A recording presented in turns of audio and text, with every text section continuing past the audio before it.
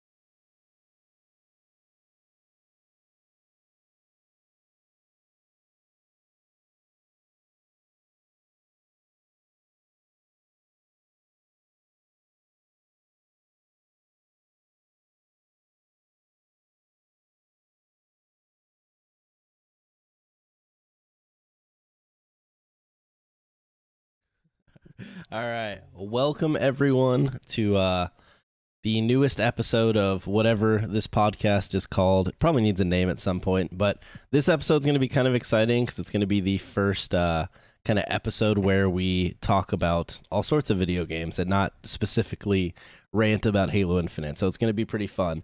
The premise of this one, if you saw on Twitter, is basically we're just going to discuss and argue about what the greatest... Oh, hold on. Yeah, what the greatest shooter is of all time. I saw Vault say something about cameras, and it threw me off because I thought they weren't working. But I think he was just complimenting that we've added them. Okay, but yeah, we're gonna be arguing the greatest shooters of all time. So it's gonna be a lot of fun. We have kind of the normal crew. You guys know them all. We got Pop Q, Mr. Luke, Kevin, and Zake, who has changed his name to Jared RPG. If you guys haven't seen that was a few weeks ago now, so you probably saw it by now. But kind of the standard crew here today, so it's going to be pretty fun. Before we get into the main topic, though, I thought we would do a little bit of kind of a general gaming segment where we kind of just talk about whatever we've been kind of enjoying or playing for the past couple of weeks. Could be a game that you think's really bad, could be a game that you think is good, kind of just whatever you've been doing video game wise the past week, if you tried anything new. So Jared, you wanna kick off that new segment? Well, I might as well. I have been playing, actually I just got done playing Evil West, which is a third-person action shooter, and it's like a game from like the 2000s. It's very linear, not very goodly optimized, I would say. Has some co-op. It's not bad. Takes like 6 hours to play through. You kill some vampires, you're a cowboy, and it's good fun. Probably not worth the price of the game, but I had a good time with it. Would you recommend people to pick it up? Because it cost like $19 or $20? No, it's a $60 game. Oh, it's a but 60. if it goes on sale, yeah, I would pick it up. But if it doesn't go on sale, I would probably skip on it because it's just the combat's good. Everything else sucks on it, so I would probably stay away from that. Kevin, I do have a review up on it. No, I like it. All right, we'll keep it, Kevin. All right, okay. I like it. Your Discord camera it's is doing just this. your stream. But whatever, we're gonna power through. Oh, shoot. But yeah, this I is forgot about actually that. Jared's review. So if you guys want to hear more about this game, I recommend just watching his review because I don't think any of us besides Jared have played this game.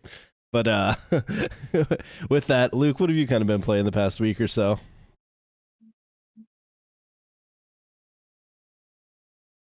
Hello, Luke? Luke? We lost Sorry, I was him. muted. No, I was just muted. Okay.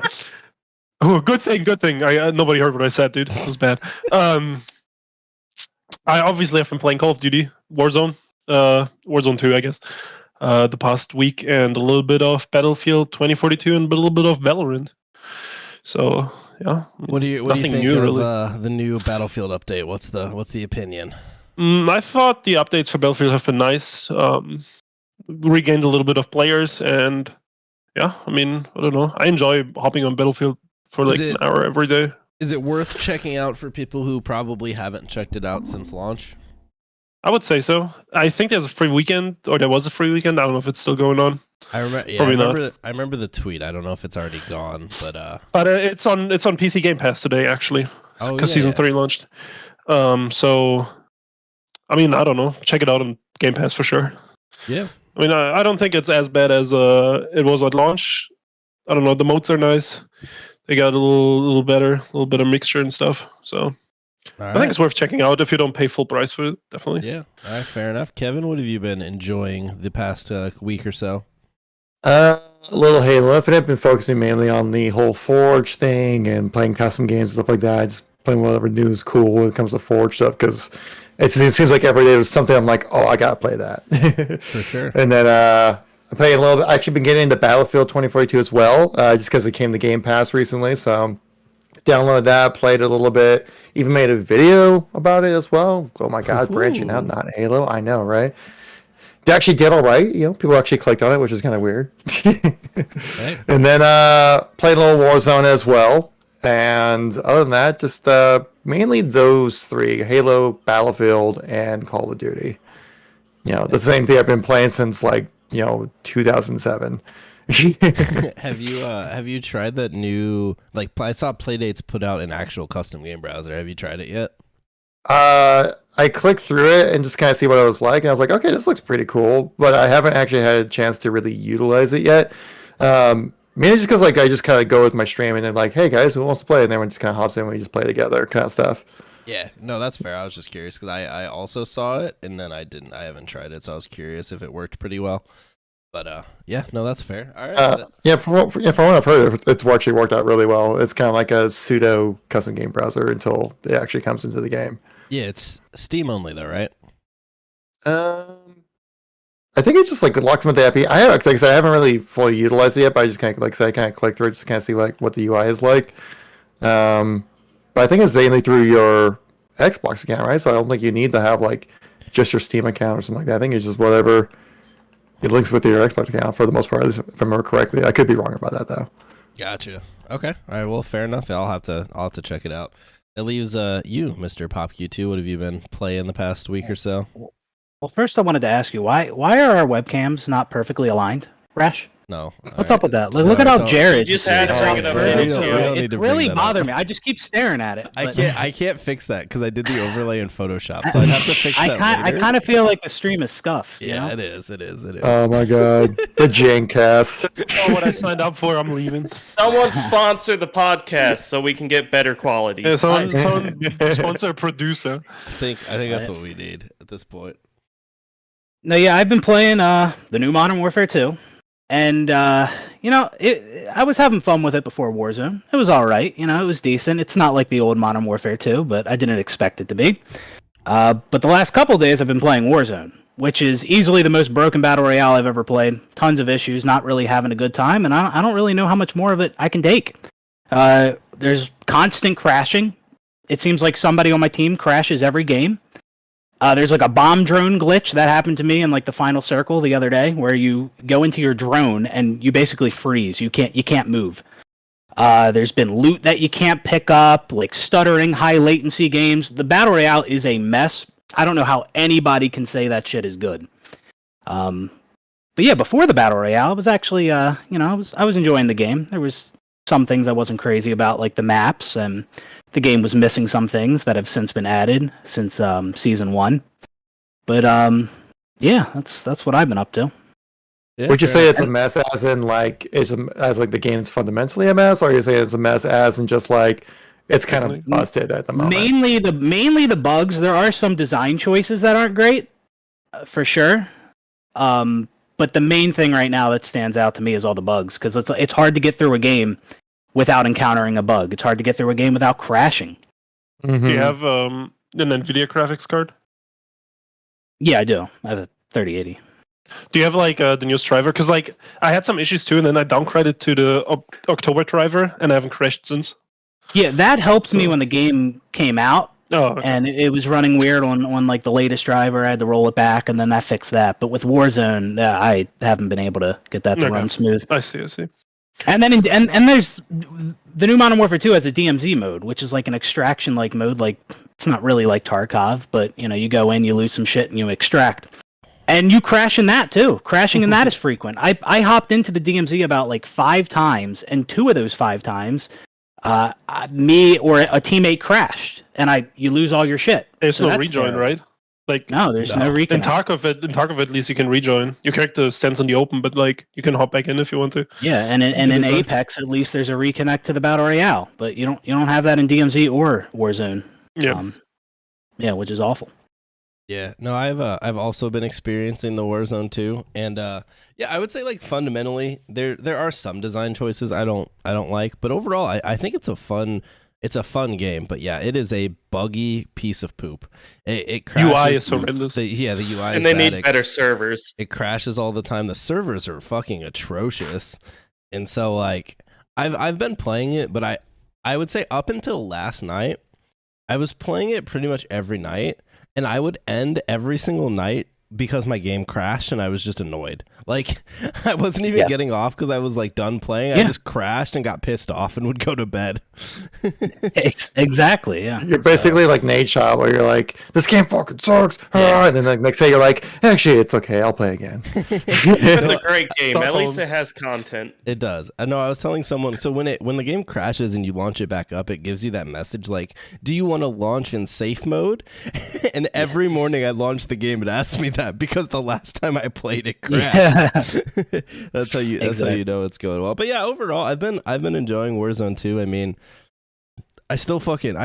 I still haven't gotten a dub. I'm disappointed in myself, honestly. Oh, come on, Arash. Even I got a dub. I know, dude. I know. I just it's not going well for I mean, me on the I was battlefield. alive at the end of the game, but at least I got it. Hey, Yeah. we'll go get a win after this. How about that? All right, sounds good. But okay, I think that kind of covers what we've been playing for the past week or so. That section of the podcast might get expanded in the future if we do this with any regularity.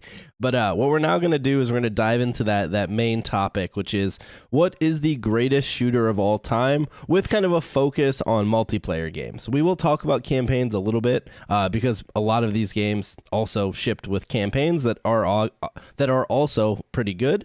But I think the main focus and kind of what a lot of the selections lean toward, at least seemed, was multiplayer games. So that'll kind of be the focus. And so I thought to kick it off, this isn't one that each of the guests co-hosts here, they all came with 3 games, and I made sure they all selected different games. But before we get into their games and we discuss what they brought, we're going to talk about one game because I don't think it should be one of the greatest games of all time. None of them recommended it, but I'd like to talk about it mostly because I think it'll make people angry. And that is Titanfall 2.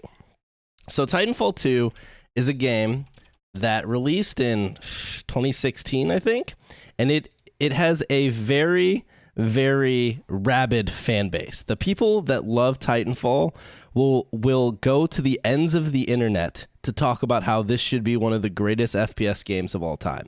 And every time I see that, it used to not bother me. I used to just think like, oh, it's a good game, whatever, it is what it is. Maybe it's a little underrated. I've since changed my opinion. I think now it's gotten to the point where the rabid fan base of Titanfall hypes it up so much. I almost want to say it's overrated. Now it's not actually, but I've gotten to the point where I want to push back against the people that say should be one of the greatest games of all time. And maybe you guys disagree. But the main reason that I think this cannot, well, multiple reasons. So Titanfall 2 is usually the game that people point toward out of the two because it kind of improved on the first one. Plus, it added a very good campaign. Now, neither of the Titanfall games performed overly well. Now, to be one of the greatest games of all time, it doesn't have to be the greatest seller of all time, but I would argue a requisite, especially in a multiplayer game, would be that the game needed to perform relatively well amongst its own peers. So the peers of Titanfall's time were Call of Duty Advanced Warfare, Battlefield 1, Halo 5, kind of, those, Overwatch a couple years later, those were the games it was competing against, and it lost to all of them. Now, maybe not Halo 5, but you could make the argument, that EA played a part in that with the release window and maybe a lack of marketing, but you could also kind of point that EA and even Respawn didn't have the confidence to really push this game, They released Titanfall 2, and yeah, they had some post-launch support, but then they kind of moved on to Apex, and they aren't, as far as we know, really aren't making a true Titanfall sequel, right? They might do some like single-player stuff or anything like that. But I also think a lot of people talk about this game because it revolutionized movement shooters. And don't get me wrong, it has very good movement. But I tweeted about this earlier. I went back and looked at it, right? So Titanfall 1 came out in 2014. So did Call of Duty Advanced Warfare. And so like, you look at that game, and you have to realize that like that game also is an advanced movement Call of Duty. Sure, it doesn't have wall running, which came in the CODs that came after. But you could almost make the argument with Advanced Warfare and Halo 5 coming out the next year that the mainstream FPS games were already headed down the route of movement shooter mechanics. Now, maybe they didn't go as deep and maybe they didn't do it as well as Titanfall, but I don't think Titanfall was as revolutionary when it comes to those movement mechanics as it kind of gets talked up as being. I think it happened to be part of that time. There was like a 3 or 4 year span where everyone and their mom put out a movement shooter, and they're all gone now. And, we could argue night and day why they're all gone now. Maybe they were too early. Maybe, they weren't properly supported. But at the end of the day, a ton of franchises tried heavily movement-focused FPS games, and pretty much none of those have continued on. Whether it was Call of Duty, when they've removed all those mechanics altogether, or it was games like Titanfall, which don't exist anymore, and they've moved on to Apex, which is a very neutered movement system compared to Titanfall. So that's kind of where I feel about Titanfall. I thought I would maybe kick it over to whoever wants to jump in next, and you can give your opinion. Do you guys think that Titanfall should be considered one of the greatest of all time, or what do you think?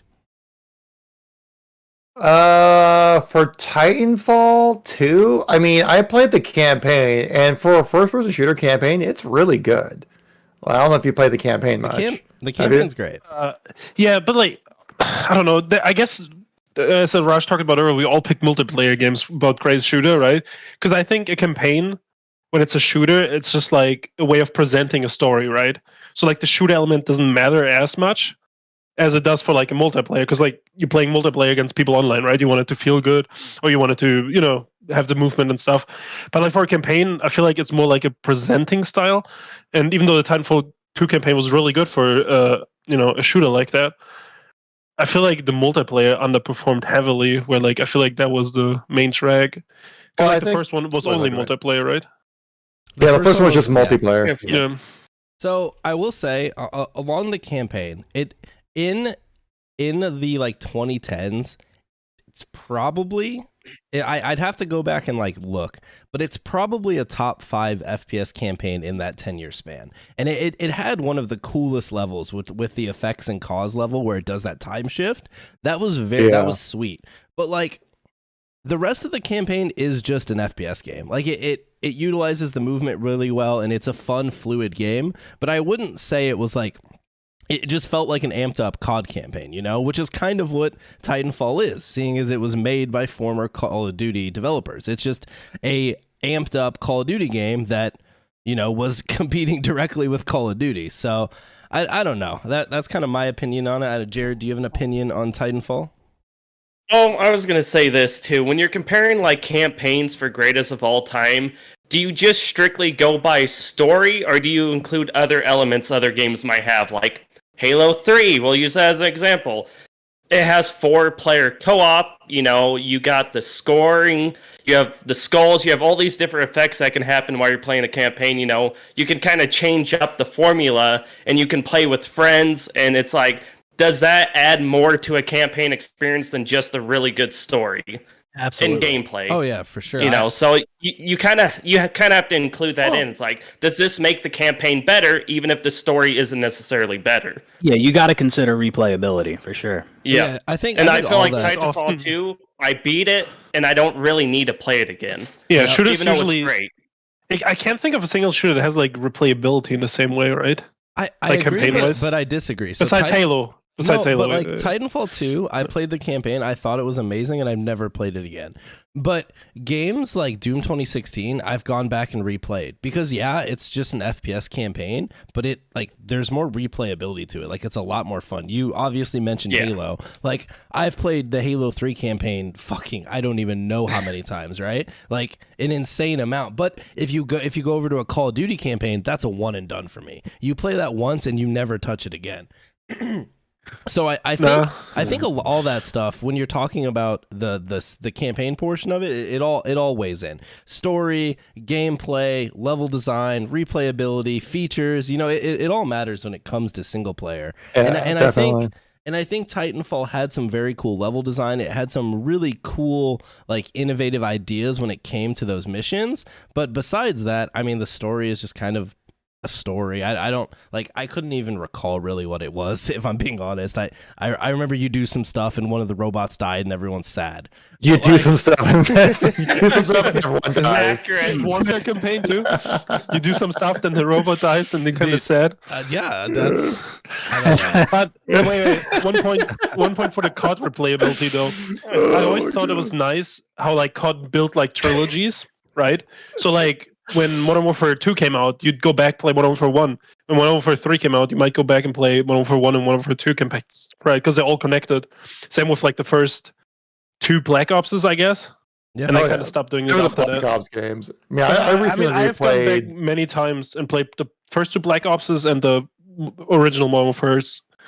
Yeah, so. Or Modern Warfare 2018 is one of the COD campaigns I've played through multiple times because like I just absolutely adore that campaign. I'm a complete fanboy. Man, I made a 45-minute video talking about why I like the campaign so much.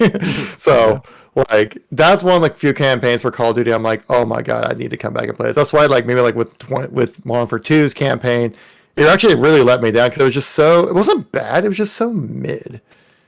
You know? Yeah, I haven't. But actually. I'm directing us off topic on that. No.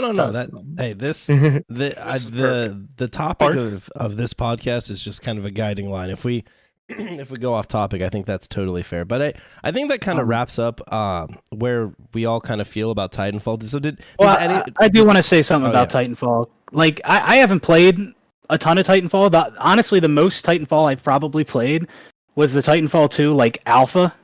That it was like an alpha tech test they had, and that was probably the most I played. And I did have a lot of fun in it. Like the movement, the grapple hook, it was satisfying to get kills. It was fun, but I never thought of it as like a top shooter. And I really didn't even like the Titan stuff. Like I just liked the pilot versus pilot mode. Yeah. And Same actually, yeah. I didn't. I mean, was especially kinda because like Titanfall's like what 6v6, and when you have like I don't know 4 people in Titans, it's just weird. I didn't really like that. But obviously, I heard good things about the campaign. Never played it, but yeah, overall, Titanfall never stood out to me as like one of the greats. I mean, it was fun. The campaign did a great job of characterizing one of the Titans. His name was like BT, whatever kind of number. We just referred to him as BT. Yeah, but it was just a really, really good first-person shooter campaign. Like honestly, like I would highly suggest playing it just for the campaign alone. Yeah, I did. that's I what did just I've pick it up ever on played sale recently because I Yeah. didn't. I Yeah. was meaning to go back and play Yeah, it. it's I not think it's a on waste sale of time. often. It Yeah, goes on Titan- big sales often. Titanfall is like 100%. If you haven't played the campaign or you haven't at least tried the multiplayer, it's worth trying. I don't think it when I come to start thinking about the greatest games of all time, it never really even like makes that list for me. Like it would be like one of the first games I would throw off if I was trying to cut games. But I think one of the reasons that it might be so highly on people's list is kind of like recency bias, because I know Titanfall 2 now isn't that new. It came out in 2016 or whatever. But if you think about it, in the past 10 years, how many truly great multiplayer shooters have we gotten? You can probably name like a handful, right? You got like CSGO, Black Ops 2, MW19 if you're a big fan of it, Overwatch if you're a big fan of it, Fortnite, and like some Borderlands 2 maybe. That back in like 2012, yeah. Or like if you want to push into like other BRs like Apex, Warzone, like those games, but there hasn't Valorant. been like yeah, I guess. Wolfenstein. Well, you mentioned CS:GO. All right, fair enough. Okay, all right. So there's more than I was realizing. All It's right. completely full of it right now, Rash. Is what. But what that's a good point though. That's the point you should be making. People weren't really screaming about Titanfall 2 until Apex came out, and then all of a sudden there's like this upsurge. And what about Titanfall? How'd we forget about I mean, a this lot of game? people blame the release window, but it's more than just the release window. Dude, Yeah, I Like, was gonna say if I don't know. I if the think game it was- has to do with 4 million copies being sold. Let's just be honest. I think, to be honest, if it was a truly great, amazing game, it would have won that release window because it wasn't competing against bangers, right? Like Advanced Warfare is a fine Call of Duty, but a lot of people didn't like it, right? And which Battlefield at the time was it? Battlefield 1? Battlefield 1. But Yeah, people hated that too when it released. Yeah, so like it wasn't like as easy as the release window for Infinite or something like that, where it's competing against Vanguard in 2042. But like it was competing against IPs that had been around for a while, but it wasn't an unwinnable release window. It just I don't think the game had enough to do it, and they tried twice. It failed to be anything more than a niche shooter twice.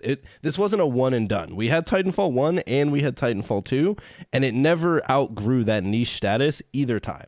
So I think because that says a lot. it's so drastically different than your typical shooter that it's just kind of like, because like the reason why I never really played, because like I see how good people are with the game, and it's such a huge skill gap that like to play it casually as I would probably for the game, I know I would never be able to keep up or do halfway decent, so it just kind of deters me from playing it. But like the campaign though, I mean, like I said, even though I don't know how to really play Titanfall 2, it's still like totally worth playing, absolutely. But as a greatest FPS games of all time, like you have to take it as a total package, and for the campaign alone to carry it, it's just not quite there.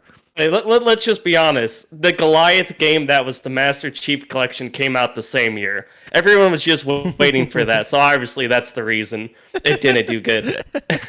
True. And on your point, Kevin, where you say like it's hard to get into as a casual, I've seen a lot of people argue that, and Titanfall wouldn't have been able to do this because it didn't have the player base. But like in theory, maybe like heavy SPMM would fix that problem because you'd play people of your own skill level. But True. My counter argument to that is actually that's incorrect, because if you watch Titanfall gameplay, like we're watching BBK Dragoon right now, and like he's not a Titanfall pro, but you can tell he's like pretty competent at it. If you launch up Titanfall, your movement's not going to look like this. Your game's not going to feel as smooth. It's going to feel clunky, and you're going to have to put in a lot of hours to actually get the fun.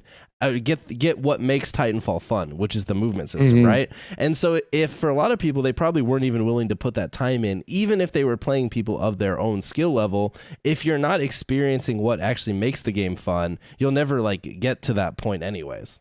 Yeah, but that level of fun is such a high skill point, I think, that it just kind of deterred people, myself included, from really diving into the multiplayer, even though the campaign is freaking fantastic. And I think that's a problem with all of the movement shooters. And I think that's why that trend has kind of withered away to more grounded games that have, like, you can have those, like Apex has those high-end mechanics, right? You have tap strafing, you have b-hopping, you have those things, but it's not as in your face. Well, yeah, they've been nerfed too, but like it's not as in your face, so you can launch up the game and feel competent at it just sliding down a hill, right?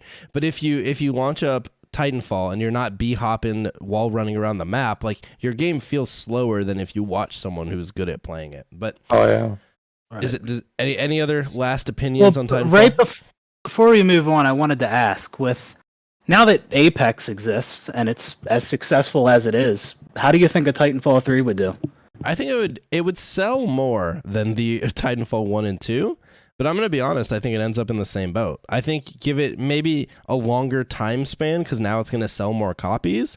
But I think the gameplay of Titanfall is what never allowed it to truly succeed. I don't think it was anything else. I think, sure, it didn't sell a ton of copies, but those players also, other than that hardcore fan base, didn't stick around anyways. You know what I mean? So I don't... Yeah. Expanding it to the casual audience, I don't know if that really makes more people stick around. I mean, we've seen, even when Apex launched, Titanfall got a huge influx of players, and they all left.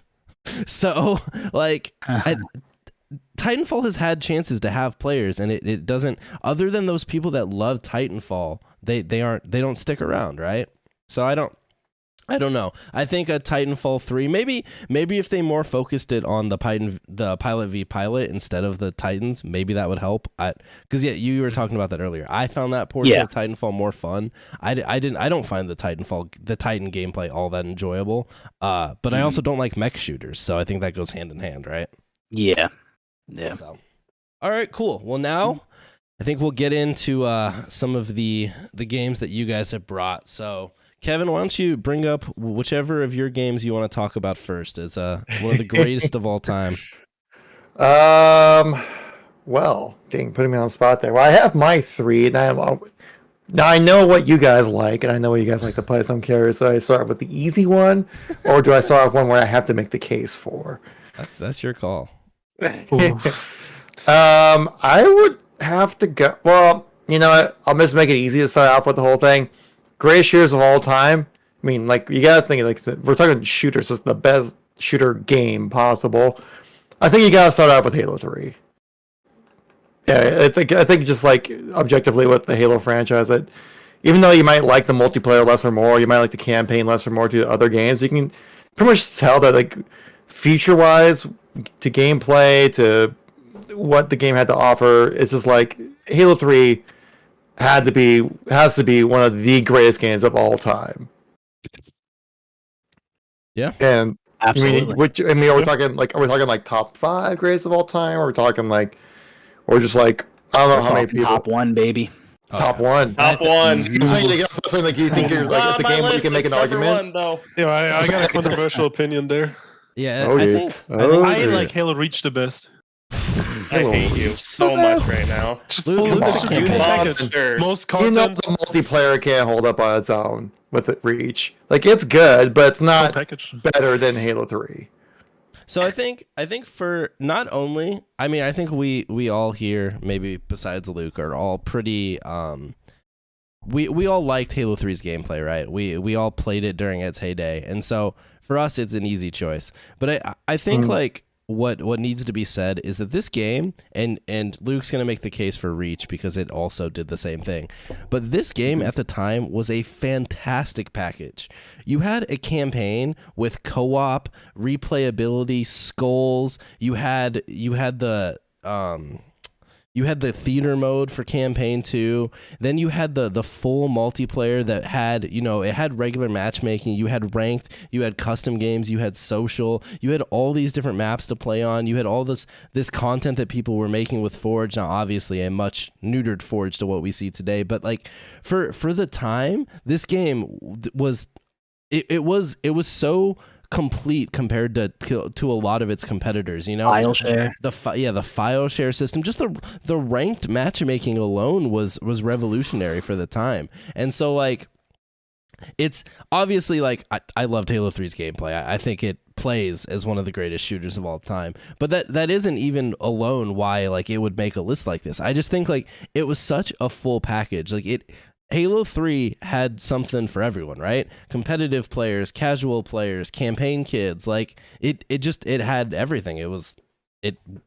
For me, for sure. I mean, it's easily top 3. It's probably number 1, but easily top 3. But Luke, why would you pick Reach over 3? So I mean, I agree with everything you said. Like, it added very good package for the time. Like, no game like that did that. But then they did it again with Reach. You know what I mean? They did. It added even more content and like Firefight. It upgraded Forge and stuff. And I just thought, like, I don't know. For me at the time, I mean, I didn't play Halo 3 when it's heyday, and I mean that's obviously my bias. But I just thought that's where you messed up. yeah, I mean maybe, but like I don't know. I just thought Reach was a great package. I thought the campaign was good. Yeah. Like non-Master Chief campaign was well told, likable characters and stuff. Yeah. I mean, Firefight, that's something Halo 3 didn't have. Yeah. Obviously. I hear you. Firefight. I hear you with Reach being the complete package. I talk about it all the time. I mean, that's so impressive. Like, just to think about how much content was in that game. But the reason I don't put it above Halo 3 is I just feel like it made too many missteps with like the core gameplay, with the armor abilities, with the reticle bloom. The maps weren't as good. Like that was Halo's core. That's what people fell in love with Halo, like from the beginning, the multiplayer and campaign. And I just feel like I said, they just made too many missteps with the multiplayer and Reach. And to add on that, you know, they took away the double XP weekends. We got rid of ranked, essentially. We had arena, which wasn't great. Let's just be honest. Yeah, it was a downgrade from 3 for sure. The system was good, though, with all the weekly challenges and stuff. Yeah. Yeah, that stuff was great. Yeah, Content cool. Customization was cool. Accommodations were awesome. Yeah, they were. But the thing is that, like, yeah, if you look at like just like straight up, just features, like you don't go into like the subjective part, you go into just the objective part of the game, then I probably actually would say, yeah, Reach would be the better game. But like I said, like we're going down, once we break it down to like the subjective parts of like which multiplayer is better kind of stuff, that's where you kind of start seeing Halo 3 start pulling it out because of Bloom. Yeah, which, I mean, can be a decent mechanic to you, cannot be a decent mechanic to you. It depends how you like your Halo kind of thing, you know. Some people like their, pickles cucumbered kind of thing, you know, or whatever, or cucumbers pickled, that shit, that's the way to say it, but you know what I mean. Yeah. Tomato, potato. Yeah, exactly. So, with the customization level, but the thing is that, like, each Halo game from, like, 1 to Reach, especially, felt more iterative, where, like, they were just kind of building on top of what they already had for the franchise kind of thing. Whereas kind of thing, which is I've talked about with 343, it feels like every time with a 343, they release a Halo game, they're, like, trying to reinvent the wheel every single time. And so they can't just build off of what they made that was good. And so that's why, like, it always feels like the Bungie games were able to succeed so well is because they found what was good and they just kept like making minor tweaks to make it better rather than being like, okay, well, what needs to change kind of thing. Like, well, no, it was good, but like we've heard it from people working who have had to like work with 343 saying like things need to change because they need to change rather than things need to change because they're not good.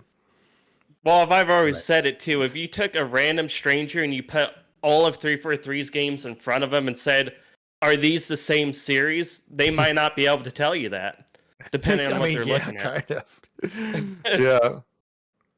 Because like Halo 4 was just a huge step in a complete, not in the wrong, I'm going to say wrong direction, but just like a completely different direction of the franchise. I mean, there was definitely some good aspects of that game, but certainly some bad parts. Yeah. And then like Halo 5 was kind of like a middle ground of like them wanting to still do their own Halo game, but also try to be a little more standard Halo. And then Infinite's just like, fine, we'll do it your way.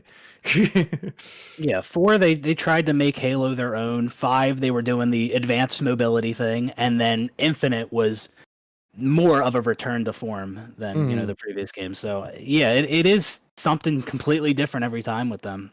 So Infinite is the best game, though, I think, personally. Agree. I would agree with that. I mean, like, I really dislike Halo 4. I do too, but I'd rather play Spartan Strike. I'm saying it right now. Well, Halo 4 actually Yeah. led me to one of my other all-time favorite shooter games, but I won't continue on with that. Well, I mean, I don't want to. Like, Oh, take you up the whole sure? You conversation. don't want to take this Yeah. segue since it's your turn? Yeah, it's perfect. The perfect So segue. let me ask you guys this. So I Sorry. think like the one main like counter argument that I always see to Halo 3 is that a lot of people say the reason Halo 3 was so successful wasn't that it was as amazing as it was, but rather it existed in a world of less competition. So how do you guys kind of feel about that? Because my counter to that has always been like, when you look at a game like Fortnite, right? Fortnite was not the GOAT, but Fortnite was the biggest game for 2 or 3 years straight. During that time, I never said, well, that's because Fortnite doesn't have competition. I just said, well, that's because Fortnite's just, it's better. It offers more to the current gaming landscape than all these other games. That's why it's bigger, and that's why it's more successful. And I think that's what Halo 3 did at the time. It offered exactly what people wanted, and therefore, in comparison, sure, the other games look smaller because Halo 3 is blowing them out of the water. Yeah, Well, I was gonna say like it's sorry, go ahead. it's not like they tried. Like, I mean, there's many games shooters that came out around that time that tried to compete with Halo, right? None of them took it down. Yeah. Really, right? Like, I mean, you know, I guess Modern Warfare came out. That was probably pretty big too. Yeah, Oh I yeah, mean, Modern my- Warfare came out like like a month after Halo 3. But of course, Yeah. Call of Duty was more gaining momentum at that point, Yeah, rather so- than Halo 3 was like already peaked. And You they can, were- Yeah, Modern Warfare reinvented Call of Duty, right? Obviously, Yeah. Yeah. and that's what we're still playing to this day, I guess. But I don't know. I don't think it's fair to Playing it say right now. it just won. Also, you gotta think about it. Like back then, like it was like exclusive, right?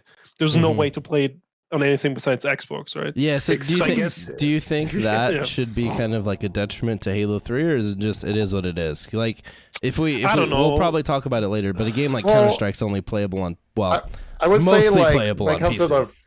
I would say when it comes to the first-person shooter genre, that yeah, there was less competition. But the thing is that like every game, no matter what generation you're in, still has their how I put it, that, like they still need to put up like a game that's worth playing, you know, and that what give a game that people want at that time, kind of thing. And Halo 3 did exactly that, where other games, you know, didn't exactly do it that much. And then since Halo 3 succeeded so well, other games started copying off of that, which kind of helped lead shooters as a whole in a direction towards a more like, not to say homogenous, but more kind of like standard features that you would expect to see in a shooter kind of stuff. And Halo 3 was one of those games that helped push shooters towards that kind of, I guess, homogenous kind of feeling in a way, you know what I mean? Yeah. I mean, I say Also- Halo 3 had a ton of competition. Like, I mean, it was competing with World at War Zombies that came out in 2008, and then one of the most beloved Call of Duty games, Modern Warfare 2, which released in Yep. 2009. I think for a certain amount of time there, Halo 3 was beating those games out on So, Xbox. Also, it lasted Halo for 3 years, right? Yeah, Halo Like, 3 was the technically. top Xbox game until Halo was the top Xbox game until after Reach, when MW2 came. Or no, MW2 surpassed Halo, and then I think Reach passed MW2, and then like Black Ops put COD Yep. back over the top, and Halo never retook it. Right, but like, Yeah. also like Halo 3 had to last for 3 years, Yeah. kind of, right? Reach Yep, came out yeah. 2010. Yeah. ODST and Halo Wars don't really count because they didn't take away the multiplayer aspect from this game. Yeah. So I think it's, you know, and also like that it was exclusive. I don't think it's detrimental because like they still have to make a great game to get people to buy your console, right? Because like that's a big Exactly. investment. And Halo That's kinda 3 what I was was trying to that get at. great. And actually that even speaks more for Halo. I feel like it amplifies it for Halo 3 because like it was a console mover, right? People would buy an Xbox 360 because of Halo 3, right? Yeah. So like I think the game was just that good. I guess that people invested there. What was it, like $400? I don't remember how much the Xbox 360 costed, but like, you know, I don't multiple remember. $100. Well, we'd go out, we'd buy just 4 or 5 Xbox 360s for LAN parties and stuff, just to, you know, just have a good time. It's like I can't think of any other game outside of, I guess, I don't know, Call of Duty where people would do that. Yeah. Yeah, and I mean- why do people think Halo 3's success has to be because it had no competition? Like, It just certainly the did. game is, yeah, just look at the game. It's a goated game. Like, I mean, Yeah. we just talked about it. Everything that game had, that plenty of other games didn't, and still don't today with modern games. Oh, for It was sure. just an amazing game.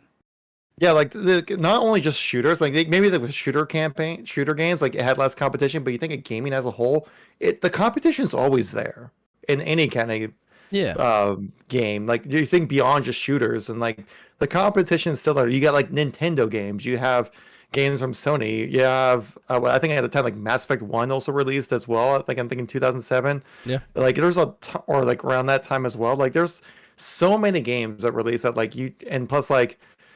Looking in hindsight, you're like, yeah, because like Halo 3 was obviously the best one, but like because it was the best, the reason why it was the best one because it did everything best at the time, kind of stuff.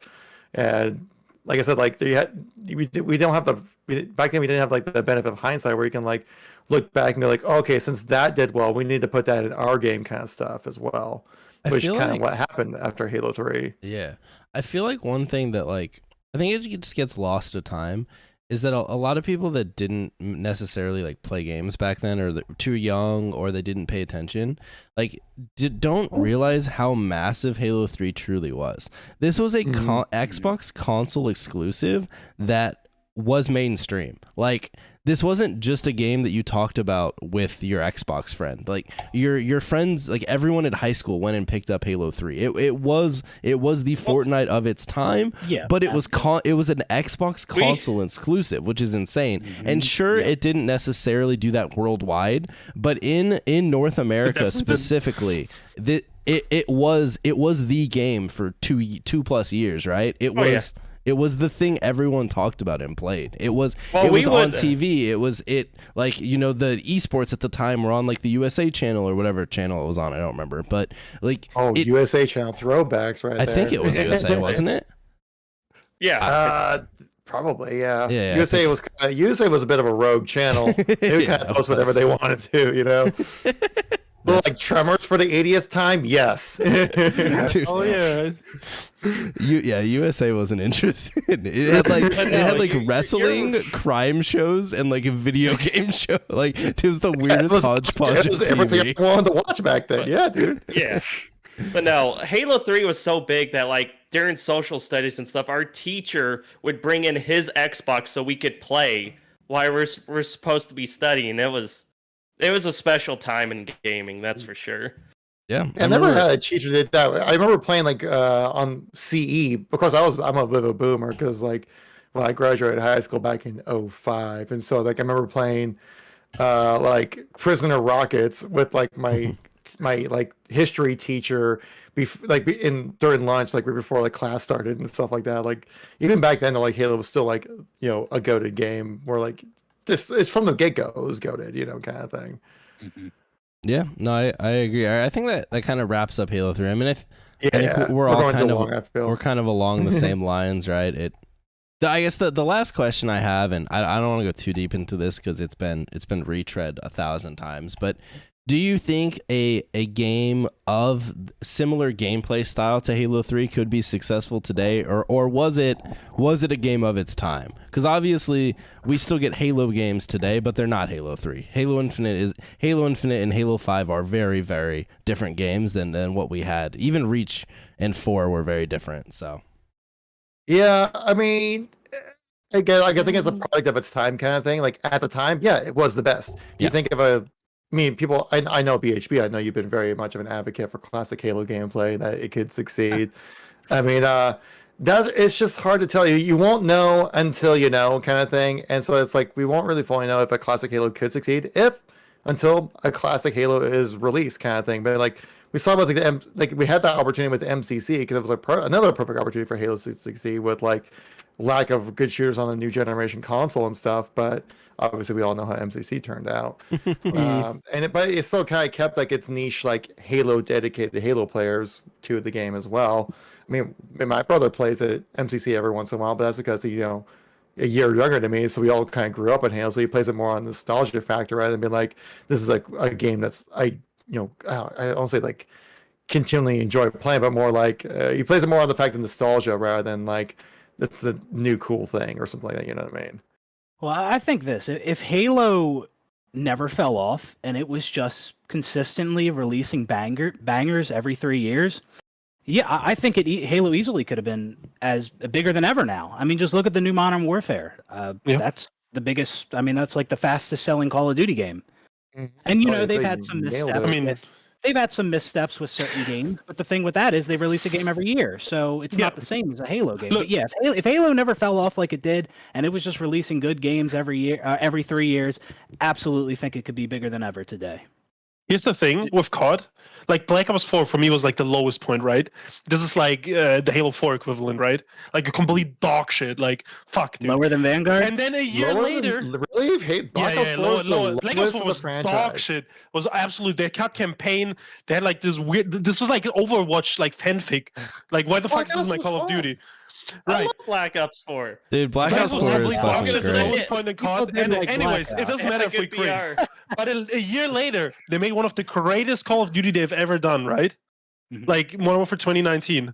Oh, it was great. like- One of the best. And now with Halo, we've had missteps for 10 years, and I think the damage is done. Even if a classic Halo 3 released, I don't think anyone would care anymore.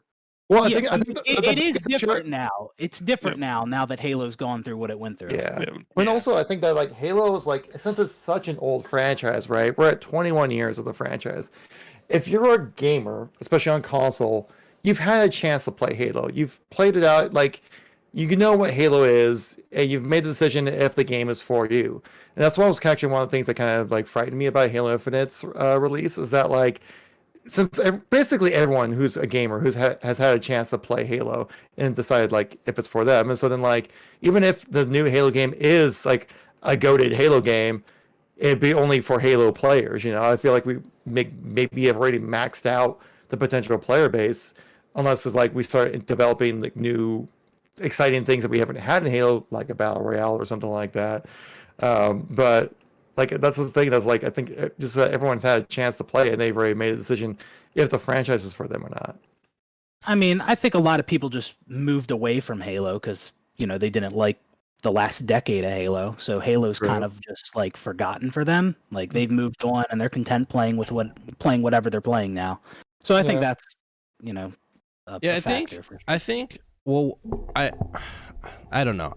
I wish we didn't have to have this question, honestly, because I wish that we got more Halo games. I wish we didn't have to wait 6 years for Infinite, because if we got a Halo game every 2 or 3 years like Call of Duty does, they could have just tried a classic Halo game, and if it didn't work, then fuck it. Everyone knows now. Classic Halo doesn't succeed in the modern Classic times. Halo's dead. And Move we can on. just move on, and no one has to discuss it. But the problem is that 343 has been around for 12 years now, and they've never released a game that's anywhere close to a classic Halo game, right? Infinite is the closest, but it contains many things that move it way too far away from a classic Halo game. So it's a question that it almost seems like we will never know the answer to unless a different developer decides to do it, and I don't think that'll ever happen either, right? And don't Also, forget, yeah. if they do make a classic Halo game, it also has to be feature complete, because if they make one and it doesn't have Forge or working theater or anything else, then we still won't. The argument will still be there. Will a classic Halo game work? Don't know. It's not feature complete. It's broken. It's whatever. Yep. But And I just haven't seen the quality Halo game that like the numbers were there even with Halo Infinite, right? It like peaked at like 300K on Steam or some shit. That's like Call of Duty peaked at like 300K or 400K like before Warzone. Like people wanted to like it, right? Yeah. But like again, too many flaws, and like it just couldn't keep those players, because why would you play this game more than a month? Like it's just not it. They're not all sitting around waiting for it to get better. They moved on. Also, also that's another thing. Like Forge is out now, right? But like the player numbers are down again, mostly, and it's because like those 300,000 players are gone, or like obviously more, right? But like I'm just talking about Steam because it's all the numbers we have. But I feel like if Forge came out at launch, people would have pushed past like no custom game browser and the high like skill ceiling that Forge has, like the stuff you need to learn, and we would have seen like a more natural progression of like casual or like non-Halo players joining in on the Forge stuff and the custom game stuff, where now Forge is just for the people that already pushed through the last year of Halo Infinite. Yeah, I think I'll just close the Halo. We'll move on from. I know this is Halo 3, but I think I'll close this by saying I'll close this by saying none of the Halo games that have released, even in the 343 era, have sold badly. They all sell amazing. The problem is Halo 4 player. did amazing. Yeah, the problem is player retention. So to me, if you have an IP that hasn't had a good game, or a good game, we'll go with 2010. We'll go with Reach. Hasn't had a good game for 12 years, yet massive amounts of people check out every new title. There is a desire for that game to be good. Does that mean there's a desire for classic Halo? I don't know the answer to that. But clearly people want there to be a good Halo game. They just keep not getting it, so they keep checking the game out and then leaving. And so maybe someday we'll not be saying that, but as of now, kind of is what it is, right? Every Halo game that has come out in the past 12 years pops off for a month and then falls into the niche obscurity of the Halo world. So I don't know. Yep. Oh well. Okay. That kind of wraps up Halo 3. I think we'll move on. Jared, why don't you bring up one of your games? All right. So, obviously, if we're talking about the greatest shooters of all time, we have to go all the way back to 1992 with Wolfenstein 3D. Revolutionary game. Holy crap. The first-person shooter of all time, unless you count Maze Wars from, I believe, the 80s, which was some little computer game where people would shoot each other. But Wolfenstein 3D had revolutionary graphics. It introduced the FPS genre, and I think it's done more for pretty much all shooters than any other game. Not to mention, I believe they released the engine in 1995, so everyone was able to go off with that and make all these other shooter games. And obviously, we got Quake and Doom and all of those games. So, I mean, I think it's hard to argue against Wolfenstein 3D. Yes, I know it's not multiplayer. No, that's okay. So my first counter argument to a game like this is being innovative and industry defining enough to be truly great. Does the game itself have to stand up to those same questions, right? Because yes, Wolfenstein is one of the first, but if we do it to a more modern age, so maybe people can realize, if we talk about battle royales, is H1Z1 a truly great battle royale because it was the first and it kind of brought that to the world? I would say God no, that game sucked, right? Yeah. Even PUBG I don't think is a truly great game. But those games were they were genre or industry defining, right? And in the case of Wolfenstein 3D, I played this when I was a child, so I don't remember the actual game, but you shot Nazis. Yeah. So to me, it was very cool at the time, but beyond that, it's never a game where I would go back and be like, this is, if I was giving someone a list of shooters they need to go play, this one doesn't make it because it was a market. It did define the industry. It led the industry to where we got amazing games, but I don't think it itself it holds up to that greatest game of all time kind of moniker. Yeah, I just never played it, so I can't really add to the conversation on that one because I didn't really get into shooters. Honestly, well, probably my first shooter I really kind of got into was probably GoldenEye 64. That was the first one I really got into. Before that, that's a good game. I mean, before that, I was playing N64 games and stuff like that, and just playing wrestling games, Mario, and whatever big game was for the N64 and stuff like that. So I mean, for me with this game specifically, if I was gonna go with the greatest retro shooter, I think you have to go Doom or Quake, right? I don't think this is the one you pick, even though it is the reason those exist, like you said. That's true, but it's more like a means to an end or so. I don't know what you say. Yeah, you're probably right. I mean, I can kind of understand the sentiment though, but I mean, I played Wolfenstein, and the Wolfenstein games to me always have a special place because they were banned in Germany, right? So it was very edgy to get them. It was very edgy to get them and to play them, right? So I don't know, 13-year-old me was like, oh shit, dude, I'm playing this banned game. Or the Activision Wolfenstein, that holds a special place in my heart too. But I mean, yeah, I don't think it's the greatest. It is definitely revolutionary and brought us some other big franchises out of Doom and Quake. But yeah. I mean, only one of those is around anymore, right? Doom. Wait, who suggested Who suggested Wolfenstein, by the way? Was it Jared? No, that was me. Yeah, so like, did you play it back in the day, or did you kind of like come back to play? I beat that when I was like 5. I probably wow. shouldn't have been playing it, but You definitely it's shouldn't have been the playing. I'm third surprised you even game had the hand-eye coordination to play it. Yeah, Like, that's like the yeah. third game I beat. So I'm No, an oldie. I think it just comes down to because everyone has their own kind of definition of what is the greatest or what makes it hit that list. And for this game, I think it all comes down to how heavily you weigh like industry influence, right? Because without a game like this, who knows where the FPS genre goes? But the game itself, I mean, if I remember correctly, I don't think you can look up or down, right? Can you? No. You Just literally, one plane, it's just right. left and right, and you Move walk forward. around, and the level that's design back fucking then was anime. terrible. Like It's like a maze. Yeah. Yeah, it's just like a maze. So that's kind of where I'm at on Wolfenstein 3D. Does anyone have any other opinions? I can't like say I never really played. I never played it, so I can't really I add think much. it's a good I never game. even It's a played the great newer game. Wolfensteins. Just I don't know about greatest of all time, but yeah. All right, fair enough. Pop Q, which game would you like to talk about? Am I lagging? No, I don't think so. Oh, All right, I was a little bit before things were messing up, but yeah, I had Halo CE as the first game on that list, and you know the criteria that I based my picks off of was games that were very successful, very innovative, and aged well, and I think Halo CE has to go on that list as one of the greatest games. I mean, it was. You could attribute Halo CE to a lot of the success that Xbox had back in the day. Directly.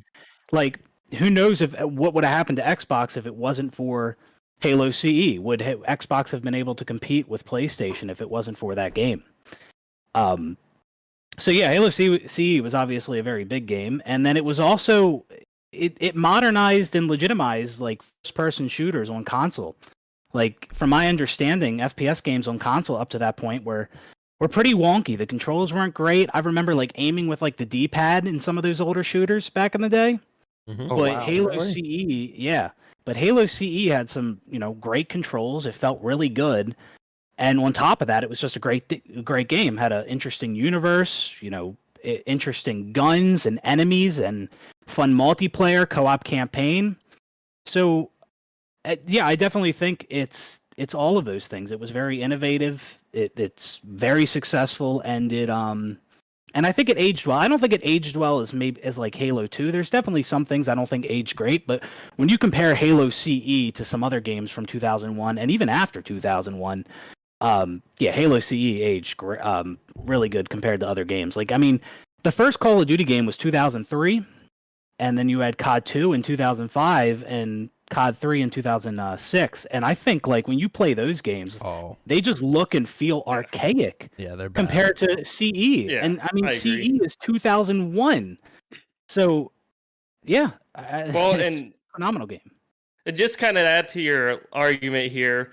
How cool was it the fact that like someone like Bill Gates at the time walked out and just like, hey, this is Halo, boys, check it out. Like that was cool to me watching that. Yeah, everybody knew. I mean, Halo was the game. Halo alone was moving Xboxes.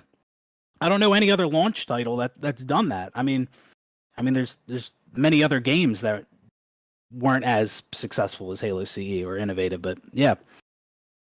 Yeah, I think Halo CE was.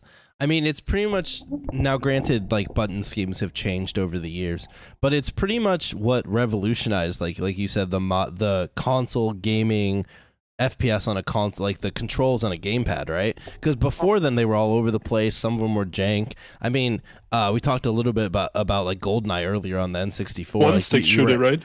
You were aiming with the D-pad and moving with the stick, right? And granted, that was because the N64 controller's jank. 64 controller's bad. Yeah, but so that it Did you had have its, to like grip it a certain like? Dude. You hold it in the middle or some shit. You're supposed to hold it in the Yeah, middle. And, like, it's awkward. it was always weird.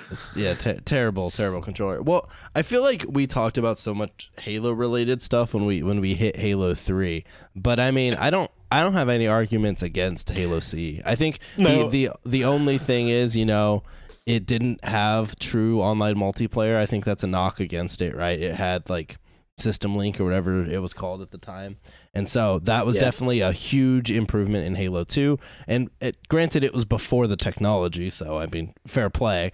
But when I look at the Halo franchise, I mean, obviously through the trilogy and into Reach, it got bigger each time, right? But for me, 2 and 3 were really that peak when it hit its stride and it knew what it's doing. Halo CE, it was still testing things out. Some of the gameplay is a little bit wonky. It is a little bit jank when you look back at it. The movement's a little weird. The physics system's a little weird. The level design is kind of meh when we talk about the campaign and even some of the multiplayer levels. But like overall, I mean, Halo CE is a fantastic game, right? It started the Halo franchise that we know today, so you can't knock it too much unless you're really trying to. But for me personally, Halo 2 and 3 are probably both above it. That actually, okay, so we talked about like different eras of Halo, but that's a good point. Halo C did innovate, right? Halo C was at the time like a bigger package than other games around the time, right? And they kept doing that. Maybe Halo 2 didn't do it as hard, right? But 3 and Reach did it for sure, right? And now we kind of lost it. And I remember before Infinite came out, I was talking to Elijah, and he always said Infinite needs to have like a new mode or something, right? Like maybe like a Destiny-like mode, or like, I don't know, we're just speculating, right? But it never delivered on anything bigger, and I don't think any of them have, right? Like Halo 4, Halo 5, none of them delivered anything new and exciting like Halo CE through Halo Reach did. They tried, but it was like it felt more like rehashed stuff that like was already done. Because Spartan Ops really isn't that different from Firefight. Like, no, it's sure you have like cutscenes and like a little couple voice lines, but like it is just Firefight. And I mean, the development started out as Firefight. Then Warzone is Firefight with microtransactions. I don't know. And then Infinite just didn't have any content. I think Warzone was an innovative attempt at a game mode. It just didn't hit. Because it's a PvEV, it's a PvPvE, like not massive. It was like 12v12, but like large scale multiplayer shooter with a heavy emphasis on objective play. Like I think it took it's just kind of B2B then, right? With like AI. But, I mean, sure, but you were earning Rex and you had to like level up throughout the game. Like it had a lot going on that I think was cool, but I think it was just unfortunately held back by the fact it was powered by microtransactions. So yeah, I mean that's But there you go. Any last thoughts on CE? Well, the one more thing, it's a game and it's stood the test of time. The last thing I wanted to drive home was like I mentioned, it was a very revolutionary game, and Jared, he mentioned Wolfenstein, but unlike Wolfenstein, I don't think Halo CE feels as dated as a game like that. Like I feel like you can go play CE today and it still feels good. Yeah, I totally agree with that. Wolfenstein 3D doesn't feel good. Yeah, trust me. No, I agree with that. Halo CEs, I obviously I can pick mechanics that I don't think aged well, or like some of those campaign levels where all the rooms confuse me. I agree. But some of the stuff, it was of the time. But the game itself, like you could recommend this to anyone getting into gaming today, and it's perfectly playable. Like it doesn't have that old school where they really have to like fight control. It's not like trying to play those old school Resident Evil games where you're like playing with tank controls or something weird. Yeah. I love the tank controls. It still feels like a modern shooter, obviously, but with some of the dated elements of the time, and so. Yeah, it's definitely it's held up. I actually think the graphics of CE have held up better than 2, in my opinion. I think the art style that they went with in this game still, I mean, it's not as like graphic fidelity isn't as high, but I think in terms of just how the vibe it gives you when you look at it, I think looks better. But that I totally get that. And I remember thinking that back in the day too, like when I first played the games. Yeah. Alrighty. Well, okay. So that was CE. So we've done CE, we've done Halo 3, we've done Wolfenstein 3D, and we talked about Titanfall, right? So, Luke, why don't we do one of yours? Okay. I want to start with one it's a very recent game, more recent game, right? But right now we're seeing a a race to copy it by like the biggest franchises in the world. They're all failing at it. They do not understand what makes it great. And the game is Escape from Tarkov, right? It's obviously a hardcore shooter. It's not going to be for everyone, right? But it's one of the most immersive games that does what it wants to do, like so good, right? That it's like this small indie game that's so popular, right? That people like, I don't know, you know what I mean? Some of the biggest streamers on Twitch, for example, are just exclusive Tarkov streamers, right? It captures like something that I feel like no other game captures. You know, now that I talk about it though, it does have a high skill ceiling, and actually that kind of speaks against it. It's probably one of the arguments against it. But I just still think if you like hardcore shooters and like to get immersed, and you like the whole like competitive side of like hearing footsteps, hearing other people, right? Because like that's Counter-Strike and stuff is kind of reliant on that. I feel like Tarkov does that very well too. And I feel like there's another point that I forget. Oh, we saw Battlefield trying to copy it. It's complete dog shit. We saw Call of Duty trying to copy it. It's also dog shit. They just don't get what makes Tarkov great. And I don't think and I mean, obviously we don't know because it's like a recent trend, I guess. But I don't think Tarkov is ever going to be dethroned as the extraction shooter, as the top of the extraction shooter. I think the next 3 to 4 to 5 years of gaming are going to be very interesting because we're either going to see a truly mainstream game figure out how to do an extraction shooter that more casual people can enjoy, or it will remain the Tarkov show where Tarkov will remain huge amongst its niche, but it will never like truly break through. Because like you said, DMZ's mid, the Battlefield mode that I don't remember the name of wasn't very good. So it'll really be a question of, can you adapt this style of game to more of a mainstream casualized audience? And that's a question that I don't think you can. Yeah, so I think that makes it one of the most unique shooters, and I think it has a shot at staying unique forever. It's definitely Though I mean that's kind of what we saw with Fortnite, though, that it was the first game to really capitalize on the battle royale trend and make it more casual friendly. Tarkov is the H1C1 of extraction shooters, right? Yeah. If I was to define the genre, way more legroom. Yeah. So, this would like Fortnite is the Fortnite. It's the one that mega blew up, but it also came after PUBG, which also blew up, right? Yeah. Like the BR. Let's say Fortnite was like the first like game to really kind of get like a battle royale that was like with fluid controls. It was like the first one to really do it right. Yeah.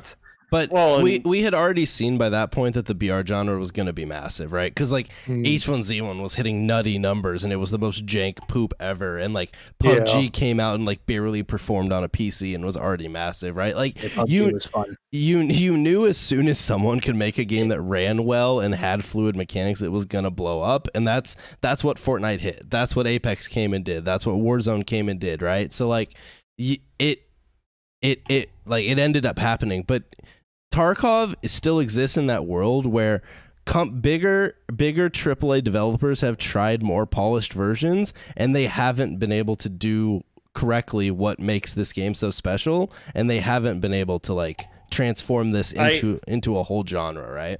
And I do want to. Sorry, I just want to say real quick. I do want to say just a question for you guys. If the rumors are true, do you think Bungie can pull it off with the new Marathon game? Because Destiny's a really smooth FPS experience, and if they can make the game feel smooth like that, and they're good at making stuff casual, I mean, they don't like balance in their games. do you think they could pull it off with Marathon? I mean, serious. Maybe Bungie's had a great track. They've had a great track record. I mean, that's the rumor is an extraction marathon. Yeah, it's a rumor. I don't know. But yeah, I mean, I have a little bit of hope because they do have a great track record. I mean, they've never really had a game fail, at least in CE. So I think Bungie has. I mean, no Bungie game was like really bad. Like even Destiny 1, which is probably their worst game of like their modern era. Oh, I was gonna say their worst game has to be one of those early ones. No, like I meant after Halo C, after they blew up, after they became like a household name. Is what I meant, right? And like even Destiny 1 is like a good game. It's not like atrocious like Halo, I don't know, Hunt Showdown or something. Like it's not Halo. That's true. That's But true. yeah, We forgot to mention also, Hunt Showdown that I exists was in this want to shit genre. talk Hunt Showdown because it's one of the worst video games ever, and it also People tries to do copy love Tarkov Hunt. badly. People do love Hunt. I love Yeah, but Hunt, it's not. man. It's not the same. Sound It is. design is amazing. It is a very light version of an extraction shooter, and that's kind of another But thing. it Hunt does Showdown a might bit- be. Hunt does a better job at doing Tarkov than Battlefield and COD did, right? Yeah. Yeah. I just think like the actual meta in the game is like kind of stupid, so like it doesn't feel well to play. Like I don't know. I will say like the games of Hunt It's, like, feel very much campy. much more impactful and like I don't know, when I play DMZ it's like I just do some PvE missions and like maybe I lose a gun with some attachments. Like I don't. It's there- PvE. Yeah, there's no like depth to it. Like sometimes you run into people, but it's kind of whatever. But like in Tarkov, you know, when you go into these fights, like you're like amped up to win them, right? In COD, just I'm just the like, thrill dude, of loading into a game. Like yeah. it's they can't copy that, or like they haven't been able to copy that. And I mean, I think it's not even like about mechanics or how well it feels to shoot guns, right? I think it's just like this feeling of like, I don't know. It's kind of the feeling that DayZ captured when it first came out, right? Like this thrill of being in this world where you can lose everything and like, you know, you just walk around, just get tapped in the head and you're dead, right? Yeah, It's just like and since we were It's a talking rush. about like Battlefield and Call of Duty's extraction mode, comparing that to Tarkov, I just wanted to say, to be fair, like those are just modes in Battlefield and COD. Like it's not the entire game, you know what I Mhm. mean? Like that's just one Yep. mode amongst all the other things. So maybe if they exclusively focused on that, then maybe they could make a game that is like a worthy successor to Yeah. Tarkov. yeah, but then it's also like Maybe. question, how much does Tarkov ride on it being realistic, and how realistic are they going to make the marathon game, right? True. That's also a question, because like the cool thing about Tarkov, and I mean this is only if you're into like that stuff, but like everything in the game is a real life item, and that adds to the immersion, right? Everything is named after the real life counterpart. You put a flashlight in your helmet, you can go on Amazon and buy that right now, right? Like even the med kits, right? You can buy them. Like they are real things. Every little thing, like the little cheese you use to heal, like. Yeah, but some people I hate just feel like- realism in games. Like people hate a lot of people hate realism Right. in the new COD. Like there's Right, certain aspects yeah. that are more realistic. Some people Yeah. like the more arcadey COD. I mean that's Uh, fine. Yeah. So yeah, And that's how I mean why Tarkov is kind of niche, but I think I don't know. It just does. I don't know. It's just great at being niche, I guess. So obviously, like Tarkov kind of has that like stereotypical like Eastern developed jank to it. Do you think like is part of that reason the reason it's never kind of like truly blown up? It's a very successful game. It has its fan base, but it really like it doesn't bleed that much into like mainstream shooters, right? It kind of does its own thing. Like the people who play Tarkov, the people who watch Tarkov. And there is like some overlap, but it's not nearly as much as like people jumping from like a COD to an Overwatch or something like that. No, because like PUBG has that same jankness to it, right? It does. And that is one of For the sure does. biggest games, or was one of the biggest games in the world at some point. So like, and DayZ was also hugely popular. Though DayZ, I would say, is also niche, probably looking back, comparatively to PUBG. But I mean, I think the jankness. I don't know. I don't think that's like a high or like a thing people can't push past. Yeah. You know. Well, fair. Do you think is this the first game that company ever made? Did they do things before this? I think no. They made other things before this, but they were Okay. like, I don't know. I don't even know. There were some weird, like indie projects. Fair enough. So will there ever be like a Tarkov 2, or is Tarkov just what it is? No, it's still in beta, and I mean, we'll see. Fair enough. Fair enough. They still have big plans for Tarkov, like in Yeah. the sense of adding more bigger maps, more AI interactions and stuff like that. So we'll see where the game goes. But yeah. Yeah, well, that's fair. I think Tarkov's definitely a very unique game. It's never been a game that I've obviously been into. I know you've tried to get me to play it, but I'm very interested to see what happens with extraction shooters, and I think that will kind of lead where the discussion of a game like Tarkov goes, because either it will forever be known as that niche niche extraction hardcore shooter that kind of did its own thing, or it'll be the game that led a whole industry to blow up, right? So it'll be like, will it be the next like H1Z1 or DayZ, or will it just kind of continue to be its own thing that stays its own thing for until whenever it dies out, right? It might just kind of be its own thing because it shares so many similarities to a battle royale. Yeah. You know, that this is kind of like how, like, you know, you got like your attack defense bomb players that like, you know, like S&D, that like Counter-Strike, that like Valorant, that kind of stuff. That you have that group of players, but then you also have a group of players that like playing team deathmatch, like regular Call of Duty, Slayer and Halo, Battlefield and stuff like that. Even Battlefield did it and stuff like that as well. So like, as long as there's like a game that's very adjacent, it's like adjacent battle royale with Tarkov, at least from what I've heard and seen about it, that like it might be a little bit more niche, but again, like there is that appeal to the game to where if you just make a game, like I said, like that can be a little bit find some way to make it a little bit more of a casual experience, you might find some crazy success that just, you know, change the industry to a different direction, you know. Yeah, fair enough. Yep. What I was just gonna, when I see an inventory menu that looks like this, I get anxiety. It just reminds me of like H1Z1 and shit. But we forgot about the truly great extraction shooter, The Cycle. What a great game. Oh.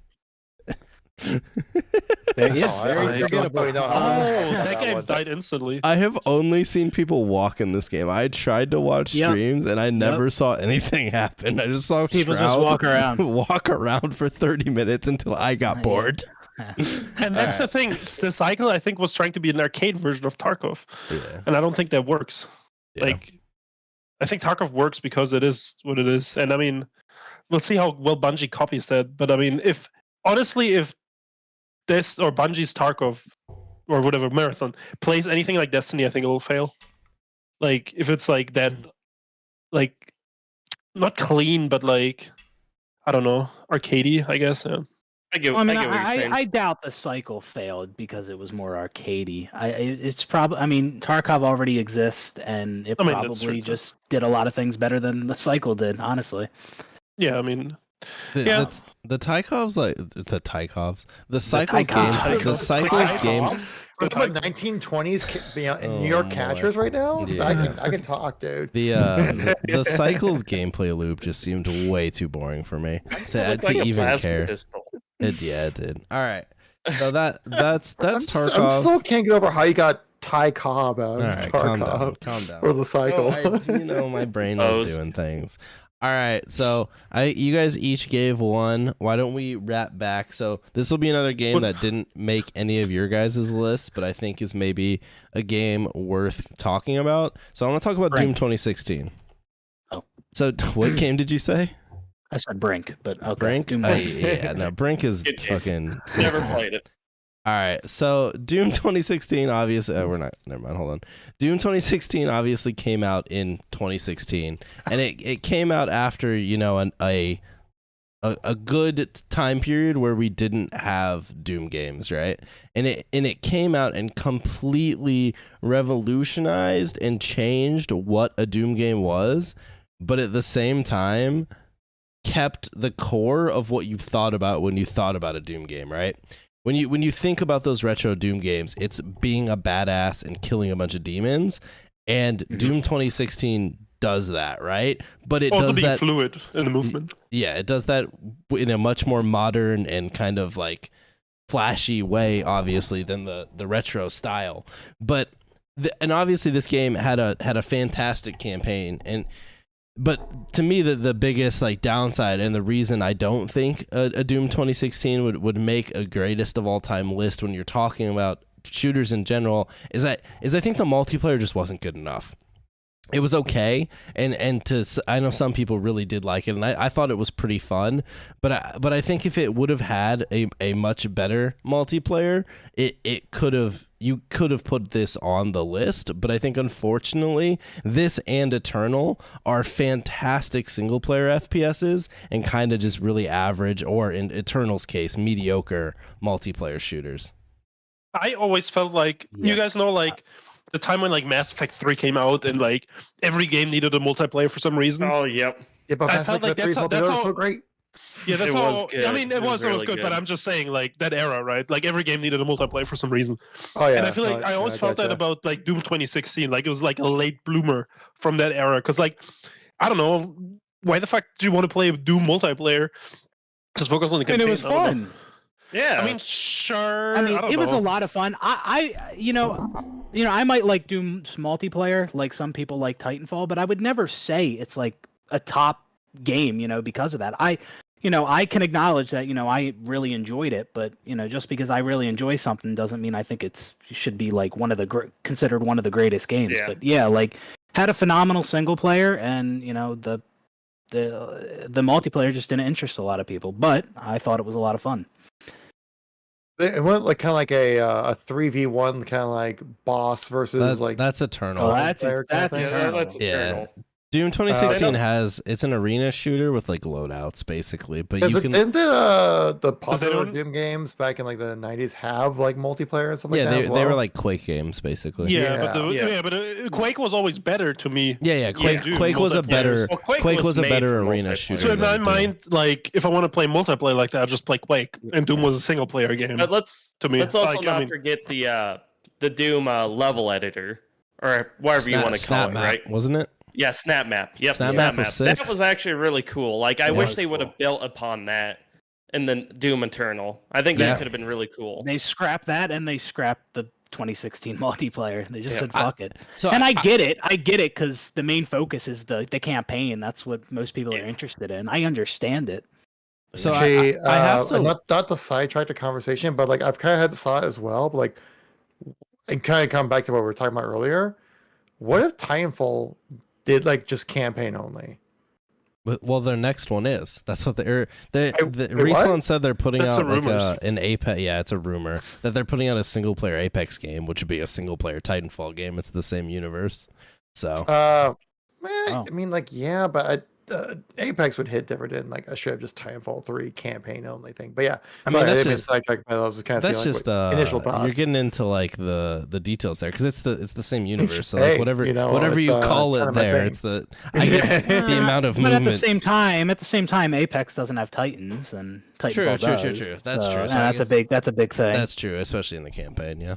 Well, like in general, no, for sure. I've always wondered with this game because I don't know if you guys remember. Before it came out, there was that weird stuff where they didn't send out review copies at all. Like no one could see the game other than like insiders, obviously. And then it came out and just like blew away everyone with the single player. And everyone was kind of like, yeah, the multiplayer made by Certain Affinity is kind of like whatever, right? It was like an add-on mode.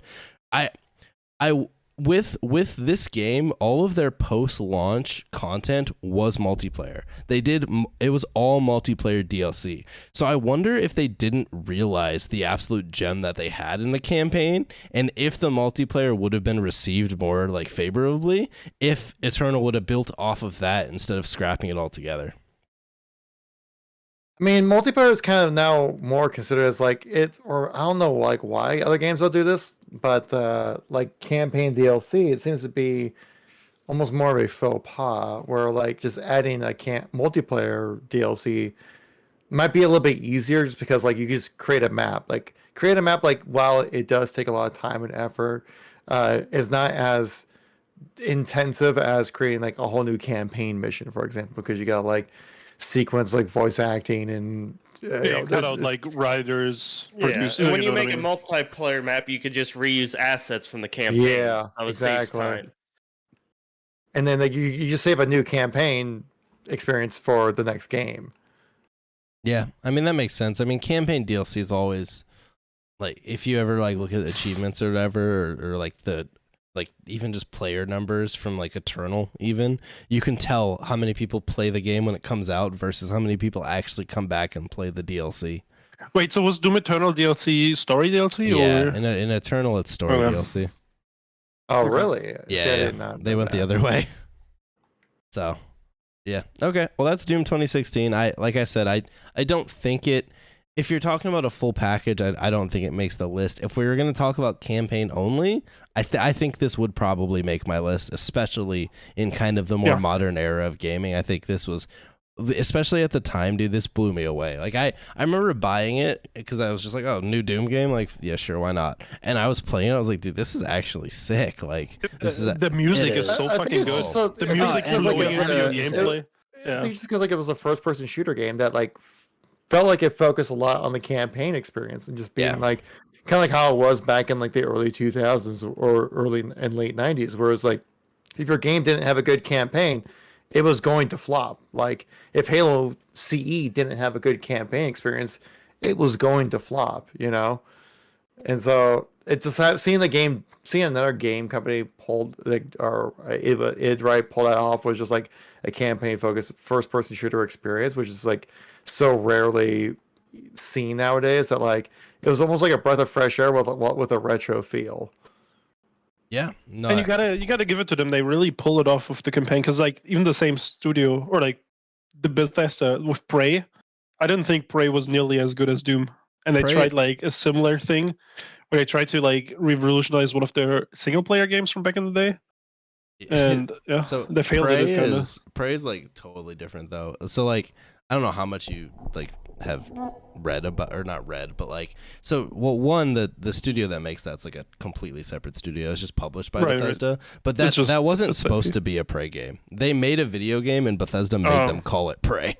Because I didn't know that. Because like I played the original Prey and it was like the original you start off in this bar. Game.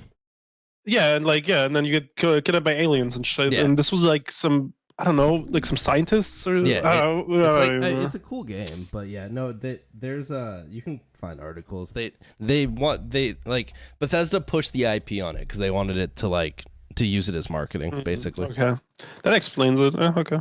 So but okay, all right. That's Doom 2016. Why don't we? Who went first originally? I don't remember. Kevin? No, wasn't. Was it you, Kevin? All right, we'll go back to Kevin. Oh my gosh, another one. Another one? I want to. I mean, maybe this one since it seemed like we talk about like a total package kind of deal. That I mean, I have the basis on my personal experience because I like it's my pick, you know, kind of thing. I would throw Battlefield 4 as one of the greatest shooters of all time on there.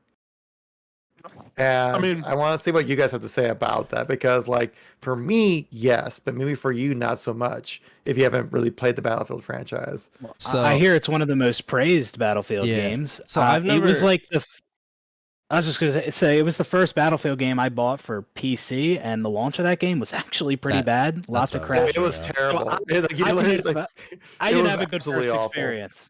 Yeah. No, it was completely awful. Like on the first experience. But like after the year of development, like, you know, DICE really dedicated themselves to updating the game. They made like a community test environment where people could just like have early access to like different builds and test it out so they can get like the proper data and then needed, which like game companies never do anymore, which is a shame.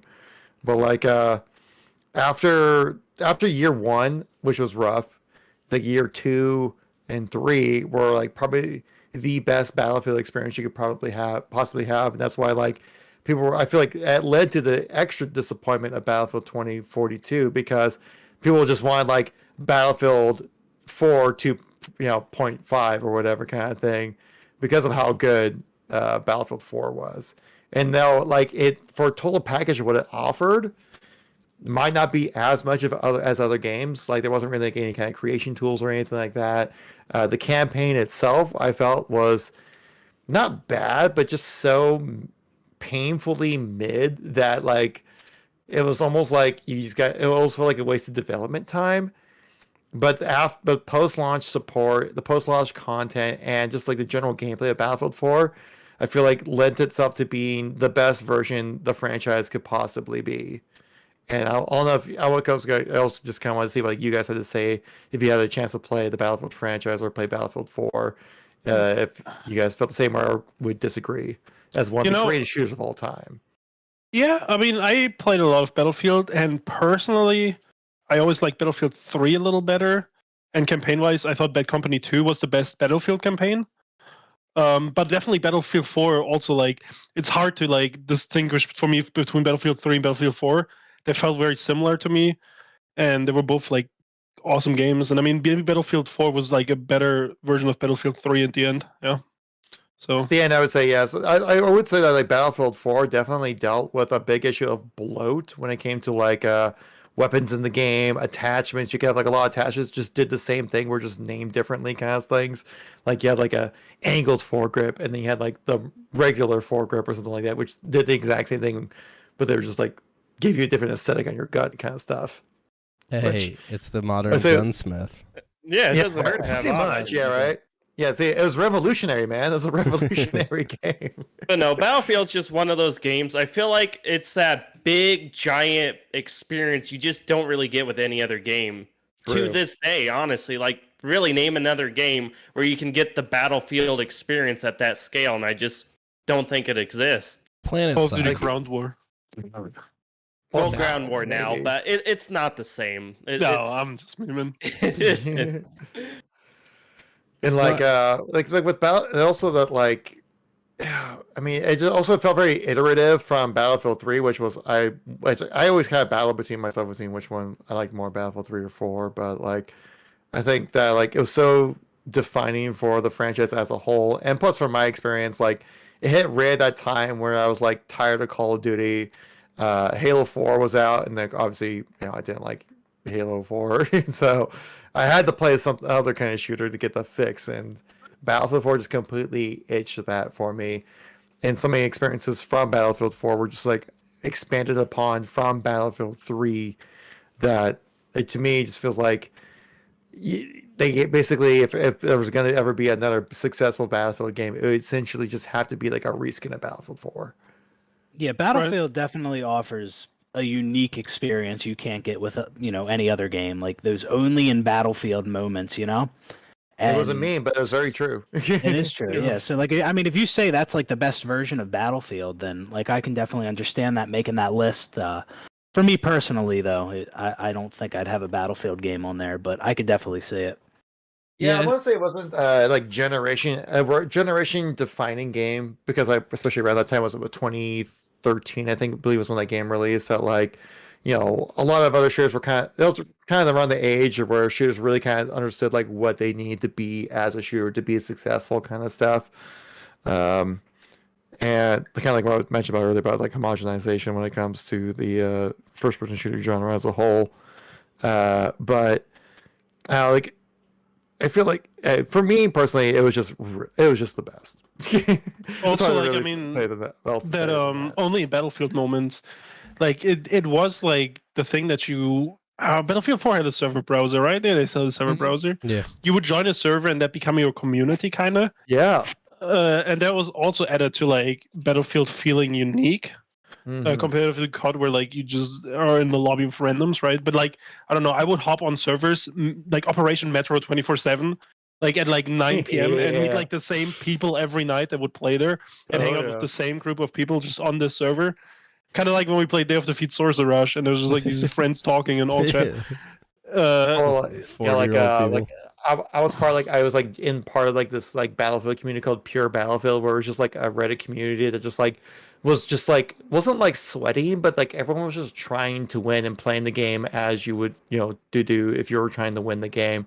And so like it was like casually competitive kind of experience. Like it's literally some of the best gaming experiences I've ever had in my entire life, which is like a full entire server. Like we play like Strike at Carcan, and like every single time it would go down to like the final 10 tickets kind of stuff in a conquest match. And it was just like some of the most like epic fun moments I ever had playing games in general. That like I just like I said, I just had to run on my list. Yeah, no, I think that's fair. I mean, I've never been a huge Battlefield player. Admittedly, I haven't played Battlefield 4. I've only played Bad Company 2 in 2042, and I don't know. So, sorry. Yeah. Yeah, so like I don't have necessarily like the Battlefield experience, but yeah, everything I've read or watched, this is the the best Battlefield, but the problem to me to put it on a list of the greatest of all time is like my understanding is the game was just like broken, right? So like how detrimental is the state of the game upon release to making a list like that? Like, sure, I know it's improved and to this day still has a pretty active community, but you know, when it came to its release cycle, it was a broken video game. So it was like MCC quality broken. Like, Yeah. I remember every time like Operation Daybreak would load it, I'm like, oh, my game's gonna crash. yeah, so that would be really should have been the case. yeah. So that would be my biggest like reason that wouldn't really make a list for me. Other than that, I mean, I think it's kind of got to be up there, right? Because like you guys are saying, Battlefield is its own thing. You don't find Battlefield style gameplay done well anywhere else. Like other games have tried, you know, Ground War, and it's just kind of whatever. And so like Number 2 is the closest it gets, and it's not the same. So like Battlefield, it does that large scale like military shooter, semi-realistic in quotations, like it does that the best. And so if this is the best of those, then you know it has to be kind of on that list. It just comes down to, you know, maybe how far down it goes because of how it didn't work, basically, right? I mean, yeah, like the launch deck, it was super scuffed. But I would say, like, especially after year one, though, it was really in a good state that where basically every Battlefield tried to model itself afterwards. And I've played other like large scale shooters like PlanetSide 2, which are like extra large scale, persistent world kind of stuff. But like I try playing, I'm like, man, I'm just not feeling it kind of thing. Yeah. And then like 2042 tried doing the same, obviously tried doing basically like updated Battlefield 4, but like it just doesn't really hit the same with like the map design and stuff like that. Like the amount of content that's in Battlefield 4 as well is just like is absolutely absurd. I'm surprised that like it's even like now considering like what modern games provide nowadays. It's like I find it's shocking that like there's this many maps are in the game kind of stuff, and like out of the weapon balance. Again, like I feel like I'm just like a Battlefield fan speaking to like a wall right now, but like no, I love Battlefield. Yeah, I play every Battlefield, and I think, but I think also what speaks for the franchise, and I mean, people that left the franchise say Battlefield 4 is obviously the best one, right? But if you take all the Battlefield games, right, and put the player numbers together, it would be like a top 5 game. You know what I mean? Like on player numbers alone. People still play Battlefield 1. People still play Battlefield 5. People still even play like Battlefield 2042 now, right? Like, I don't know, I think Battlefield 5 still has like 90,000, or not 90,000, like 30, 40,000 players, right? And if you add it all up, like the franchise itself has a very strong user base. And that is because it is very unique. And yeah, I mean, to me, it always felt like I thought all the Battlefield games were good, at least the modern ones. Maybe not like the really old ones, like, I don't even remember, but there was like Battlefield 2. Like I feel like that was a little, yeah, like that. Well, wait, was that the arcade game? That arcade game was kind of fun. Yeah, the Xbox. I played that one. Wasn't that like 2142? It was like an Xbox exclusive one. Right, that one was kind of fun. It had like 3 maps. Yeah. But I thought Battlefield as a franchise is a very strong contender for creators of all time.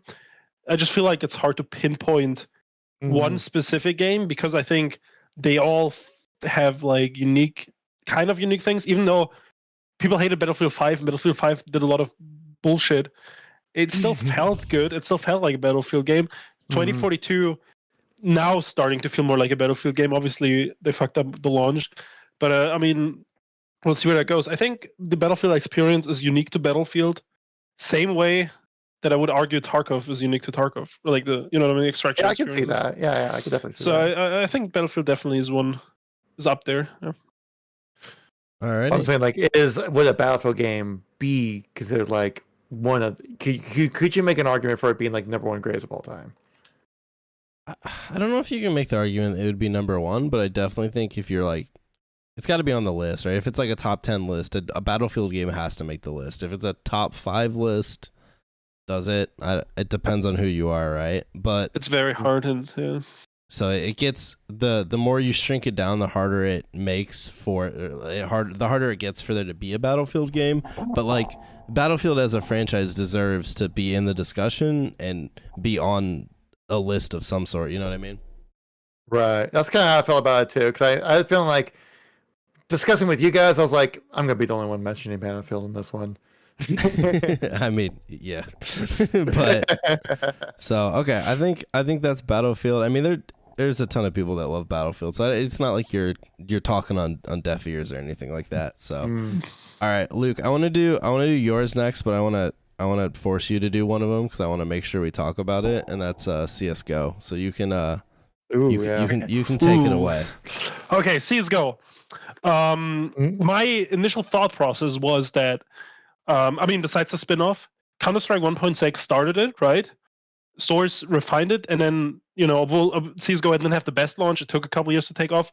But for 20 years, this gameplay formula worked, right? And they refined it over and over again, right? And now CSGO is one of the most popular games in the world, right? It's like number one on Steam, has been, and like constantly is. And it is a very competitive shooter, right? And that's what it does really well. That is something you cannot get from COD in the same sense. Even S&D doesn't feel as competitive. Valorant, yeah, but I still think Counter-Strike feels a little cleaner. Like, it is just the same gameplay that has kind of been working for 20 years.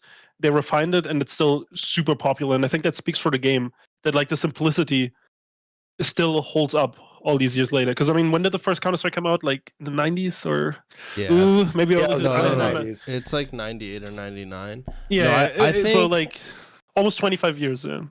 I Counter-Strike, whether you pick whether you pick the original or you pick Go, 100% has to be on the list. It is a game that has Even withstood. the console version? No, the console version's dog shit. But That's what I'm saying. That was like a rough. That was The like a console little version. dark It period. was fucking. That was my So first bad. CS:GO experience. It's I so first bad, played man. it on 360. yeah, Oh my! that's the that'll give console you version some. was so bad. But like, okay, that's something they've always done with Counter-Strike. There's like single-player Counter-Strikes. I forgot the names. There's but they like CZ, like Right. They're Condition like Zero. goofy as fuck, and that's what I consider the console version. Just like some weird test they did, Yeah. at Valve. Like someone was like, we need to make this or we need to try this. 1.6 is on console too, but it was on the OG Right. Xbox. Yeah, So it was they- like the one. It was like one of the I think it was like the 1.6 version I played on console. Like this was like right before the release of like Halo 2 on console, release of Halo 2 online. And I was like, I want to play a shooter online on console, and I was like, I've heard Counter-Strike is good. And I played it. I'm like, this is the worst freaking game I've ever played in my life. Yeah. Like it was so bad. Oh my god.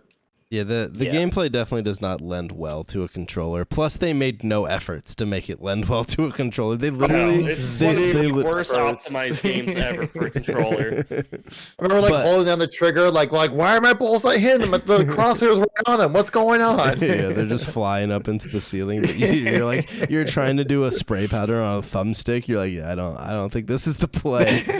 But no, I think Counter-Strike. I mean, it's been around now since the 90s, and the core gameplay has not changed. There are obviously changes in like movement mechanics and gun balance and spray patterns and stuff like that, but the core design of Counter-Strike has stayed consistent this whole time because it's so dang it's just so perfect, right? It is, if you want to play a competitive 5v5 shooter with no respawns, Counter-Strike is the GOAT, right? And, obviously Valorant does its own thing now, and Valorant exists because of Counter-Strike, but like Counter-Strike will always kind of have, that it's Counter-Strike, right? You know exactly what you're getting from it, and it'll continue to be around forever, whether or not Valve ever decides to update the game or not. The game itself is just so amazing. It persists despite the fact that Valve rarely ever updates it or does anything with it. And like no other game would withstand this long with a developer that cares about it so little. But like the game's just so amazing. People will play the same maps for People have played Dust 2 since like 1999. I only queue Dust 2. I've been only queuing Dust 2 for 10 years. I don't care. I'm never getting tired of Dust fucking 2. It is the greatest multiplayer. But I could play fucking 10 hours of Dust 2 right now. Like shit. Which like for how successful Counter-Strike has been, it makes me like again like I guess like I don't mean to like bring it back to Halo, but like we're all Halo boys. Like what would like since Counter-Strike has stuck so true to its core fundamentals of what makes the game good, would like that similar kind of idea strike true with Halo? I think so. I was gonna circle back to Halo as well. Like, if Halo never fell off like it did, and every Halo game was giving you the Halo 2, Halo 3 experience, yeah, I think it would still be. I think it would be more popular than ever today. Like, yeah, kind of like CS:GO is. It's still going strong. I always feel like Can we go back? Like, is it that easy? No. I've barely even played CS:GO, and even I recognize it as one of the greats. I mean, you can't deny it. It's still like top of Steam, man. Like, it's a phenomenal game. Like, I can say that in a little which bit of actually time makes me guess. Which actually makes me ask you, Luke, why CS:GO over 1.6? I mean, I've been going back to CS 1.6 and CS Source a couple times. It does feel a little aged, and CS:GO just feels more modern, or like, well, it's still the same gameplay. Like, it's a little snappier, and I think that's like I appreciate that more. Just like, when Source was out, that was probably how I was feeling about Source, and I mean, I think those like slight changes in like snappiness in gameplay. That's why I appreciate CS:GO.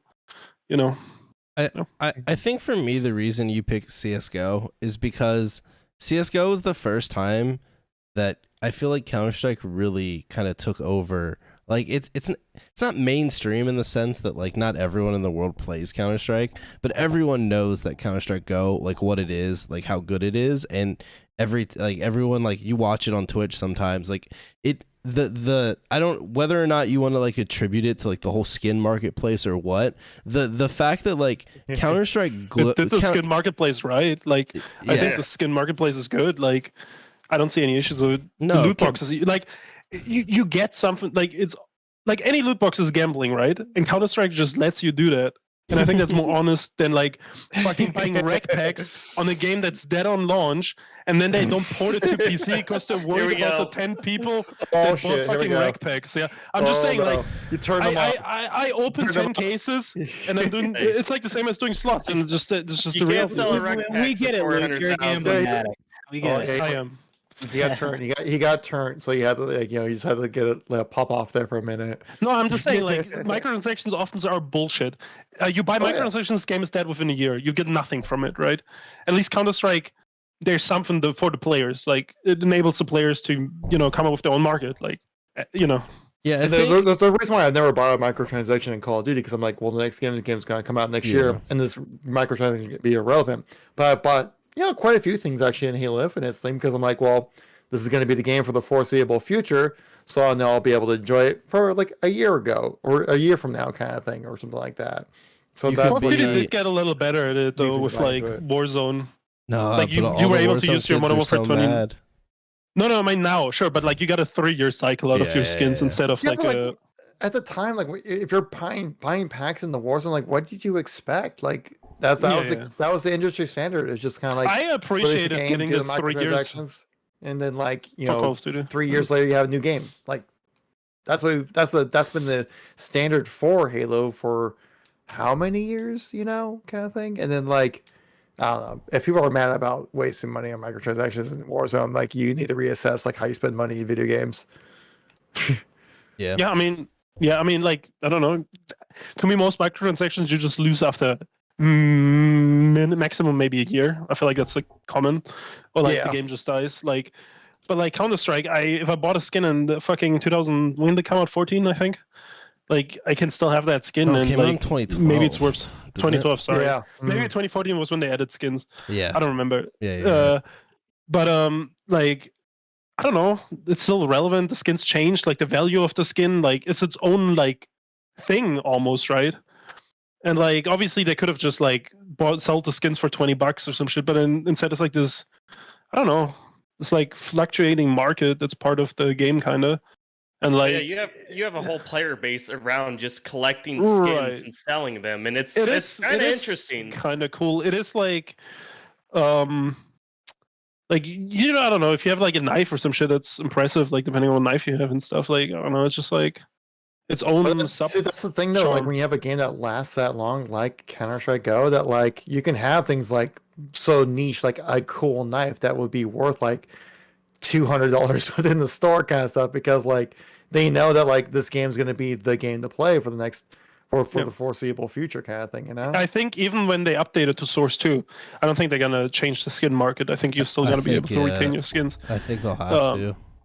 Yeah, so like I think that's also the skin market kind of did force them to stick with Counter-Strike Go and like refine it, and then you know it did some changes. They started doing operations. They added stuff like they balanced the stuff. Then Valorant came out as good competition for Valve too. They added features that they didn't have before. Right, so like, I think Counter and like also CS:GO didn't have a good launch, but eventually they figured it out, right? It was a pretty bad launch. I remember like people were really upset, especially about the deagle and stuff. I stayed on Source for like 2 or 3 years, even like maybe even longer. But I think Valve with CS:GO has changed over time and has recognized what they need to change and what they need to update without taking away from the original experience that is Counter-Strike gunplay. Yeah, I think obviously, I think Counter-Strike is CS:GO is the poster child for games having a rough launch and being massively successful. Like it is the game that you can point to where you can be like, this game was dog shit when it came out. It was made by a different company. It was literally supposed to be a console port, and it just, for whatever reason, they decided to just make it the next Counter-Strike. Hey, really? CS:GO supposed to be a console port? Yeah, that's why the menu looks like this. Like oh wow. It was built by fucking, what was the company's name? Like Hidden something. And it was built. It was built to be the console version of Counter-Strike, but like it still sucks at that. But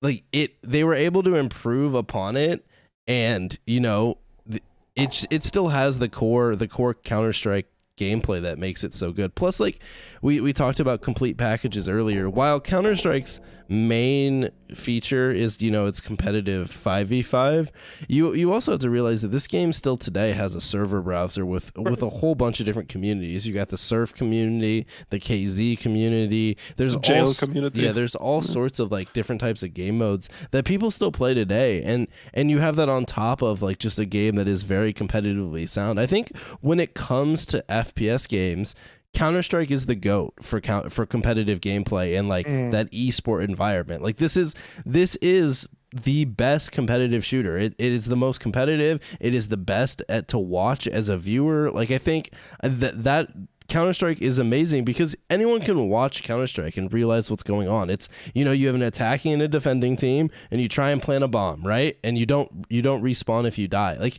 the concept is so simple, but the way it's executed, it feels so amazing when you're playing the game and you win a 1v2 or you dome someone when you wrap a corner, right? It's so rewarding in the way that it gives player feedback. But at the same time, you know how Luke is talking about how like CS:GO obviously feels a little bit more modern than the original Counter-Strike, but like if you actually think about it, this game compared to modern shooters is the most obscure thing in the world in the way that the gun mechanics work. Like the spray patterns, the fact that you can't move and shoot, like everything about Counter-Strike is so like anti-modern shooter, but I think that's what makes it so good because they didn't care.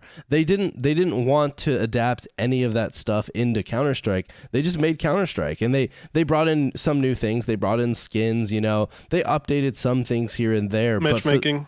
Matchmaking is a huge one for sure too. But like Counter-Strike is just Counter-Strike, and it does Counter-Strike amazingly, and it'll continue to do that. I think it'll be interesting to see if Valve ever fucking ports the game to Source 2, or if it's just going to sit like this forever. But I think it will eventually. I think we'll see Source 2 port at some point probably. But yeah, once game gets tired of gets tired once of they Dota. Absolutely need to, they will. Once he gets tired of traveling to the Dotas.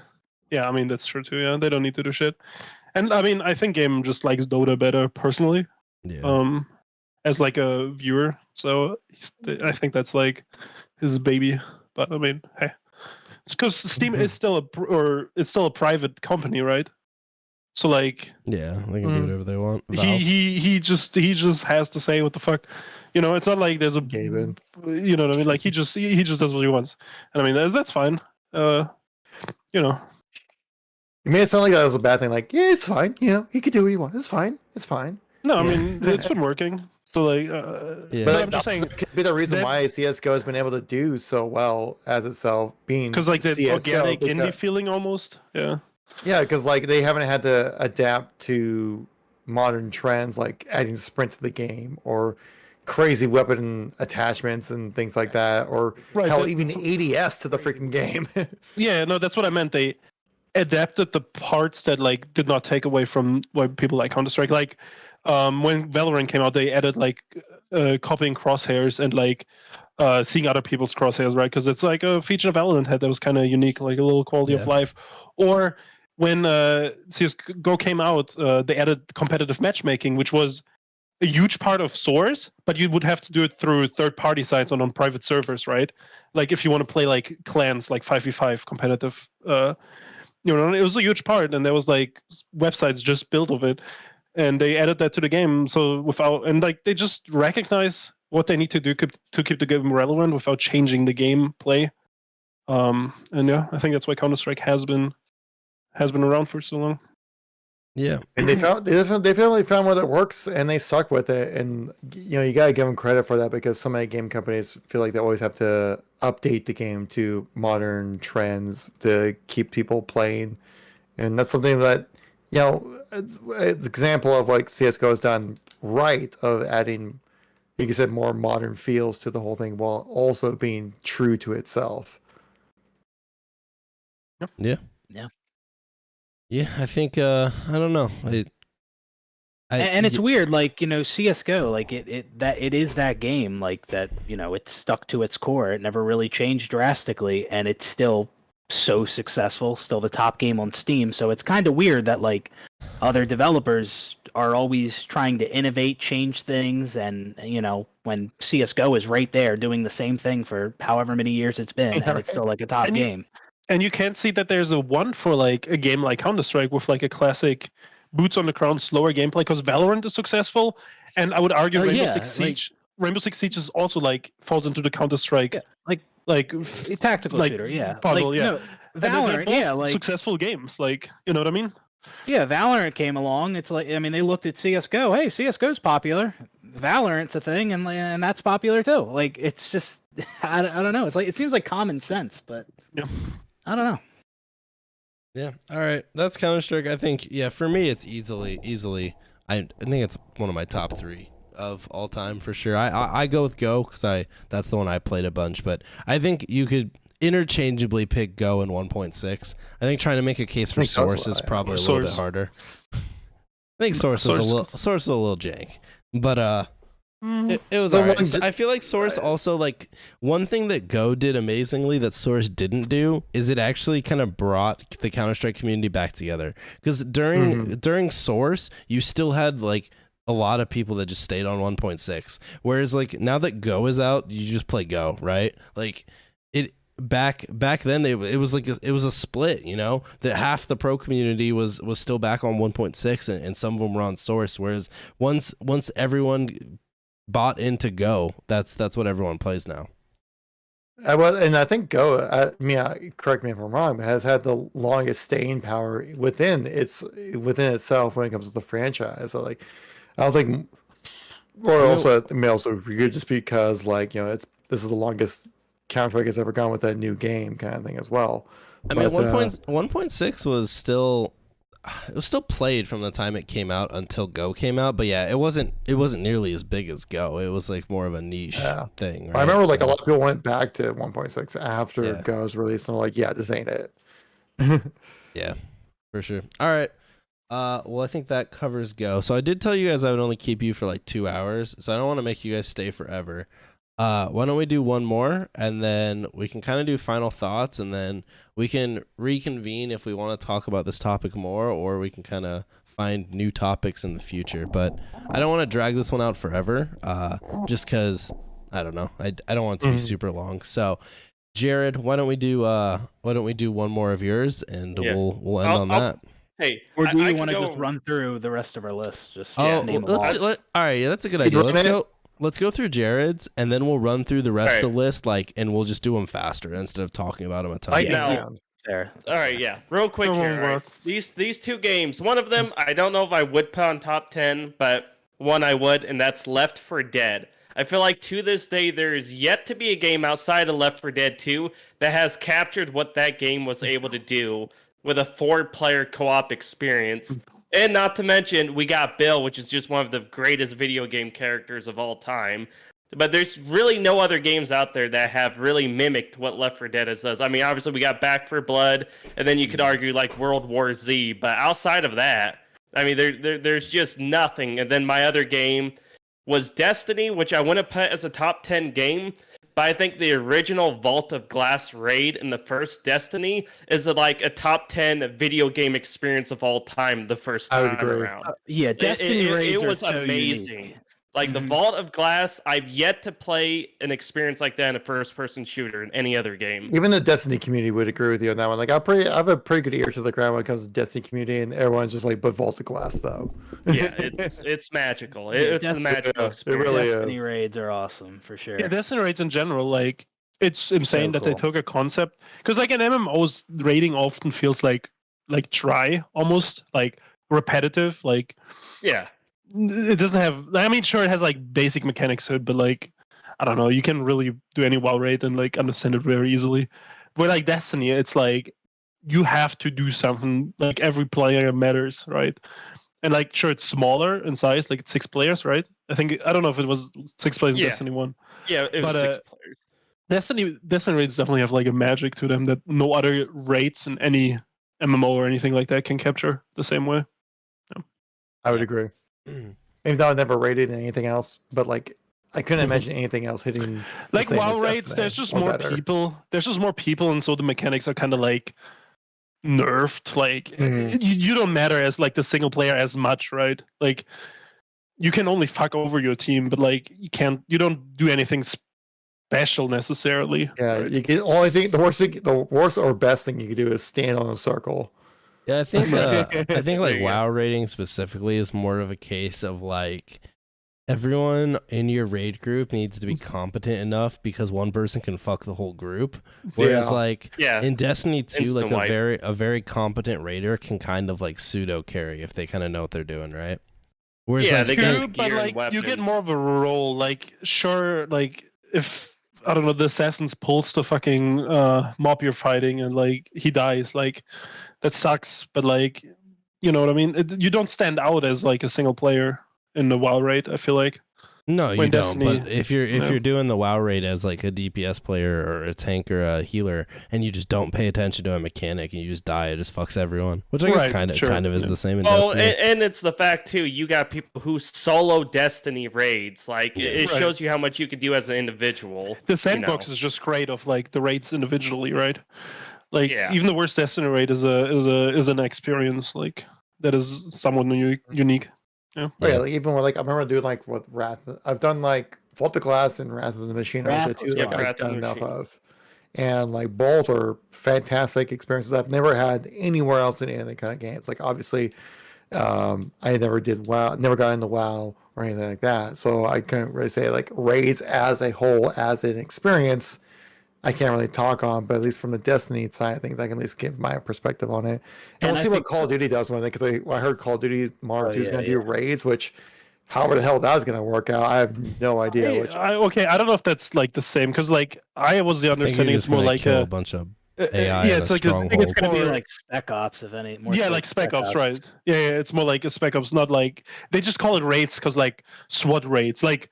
It's just a word, right? I don't think it will be like an MMO. You might get like a new camo on your gun or something like that kind of thing. Yeah, I could see that happening because, like, with Call of Duty, nothing's really ever at stake. Or it could just be like a fancy version of Gunfight 3v3 too. Like, you know what I mean? Like, I don't know. Yeah.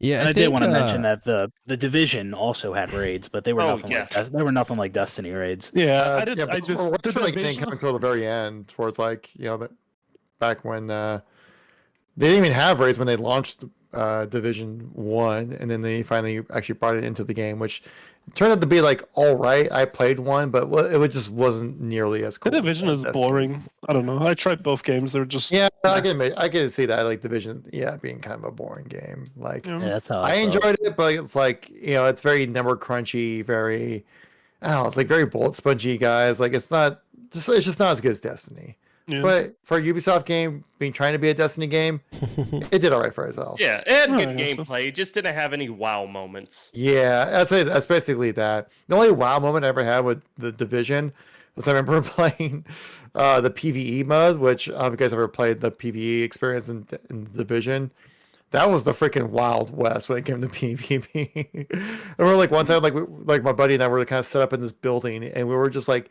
slaying people that kept like trying to charge us like a Jackie Chan movie, like one at a time kind of thing.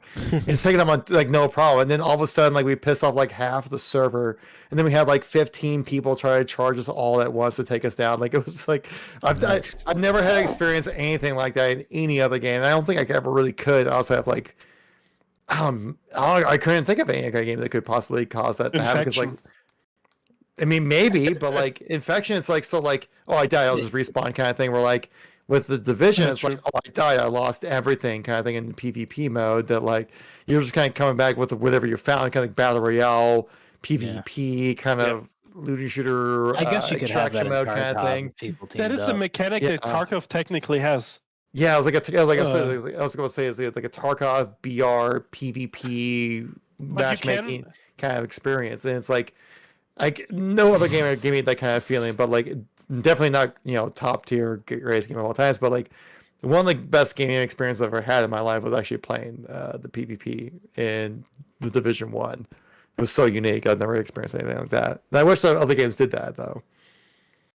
Yeah, so I think to kind of wrap back to Destiny, I think whether you pick Destiny 1 or 2, I don't know. That's probably a personal preference. Maybe like hardcore Destiny players would yell at that opinion, but I think whether you pick 1 or 2, one of them definitely should be on a list of greatest games shooters of all time, because it's by far the biggest and most popular and longest lasting like MMO light looter shooter type game. So many companies have tried to do games like this to kind of to hit the market that Destiny has hit, and really very few have been very few have been able to stick around like Destiny has. I mean, from Destiny 1 to 2, I mean, it's been going on for now what, 10 plus years. 2014 is when it launched. So 8 years, so almost 10 years. So and it's still planning going. phase, you could even go further back. Yeah, so and it's still going today. Now, Destiny, for myself personally, has never been like one of my favorite games, because I think one of Destiny's weakest parts is, like Jared joked about earlier, is Bungie just gives absolutely no care about balance, and so PvP is just a disaster. Yeah, and so I for me that's always been a big issue, and also the time investment that it takes to play a game like Destiny. I mean, it's like playing an MMO. It's just the right? MMO issue, though. Yeah, like. I think Destiny is more an MMO than a shooter. So, like, I don't know if it can fall into the greatest shooter, because, like, it is an MMO that presents itself differently, like, than other MMOs, kind of. It's more like, I don't know, like a choice in style, I guess, than, like, actually, like, in the FPS. Yeah, but think of it like this. So like, what do you've played Destiny before then, I guess, right? Oh yeah, like a bunch, yeah, like shit ton. Yeah, okay. So then, what did you mainly play as, PvE or PvP? PvE only. Yeah, myself included. Like, I definitely tried the PvP, especially during Destiny 1. I tried making PvP work, but like a lot of PvP too. But like, I did grind out like those guns, like the reclusive or whatever, like stuff like that.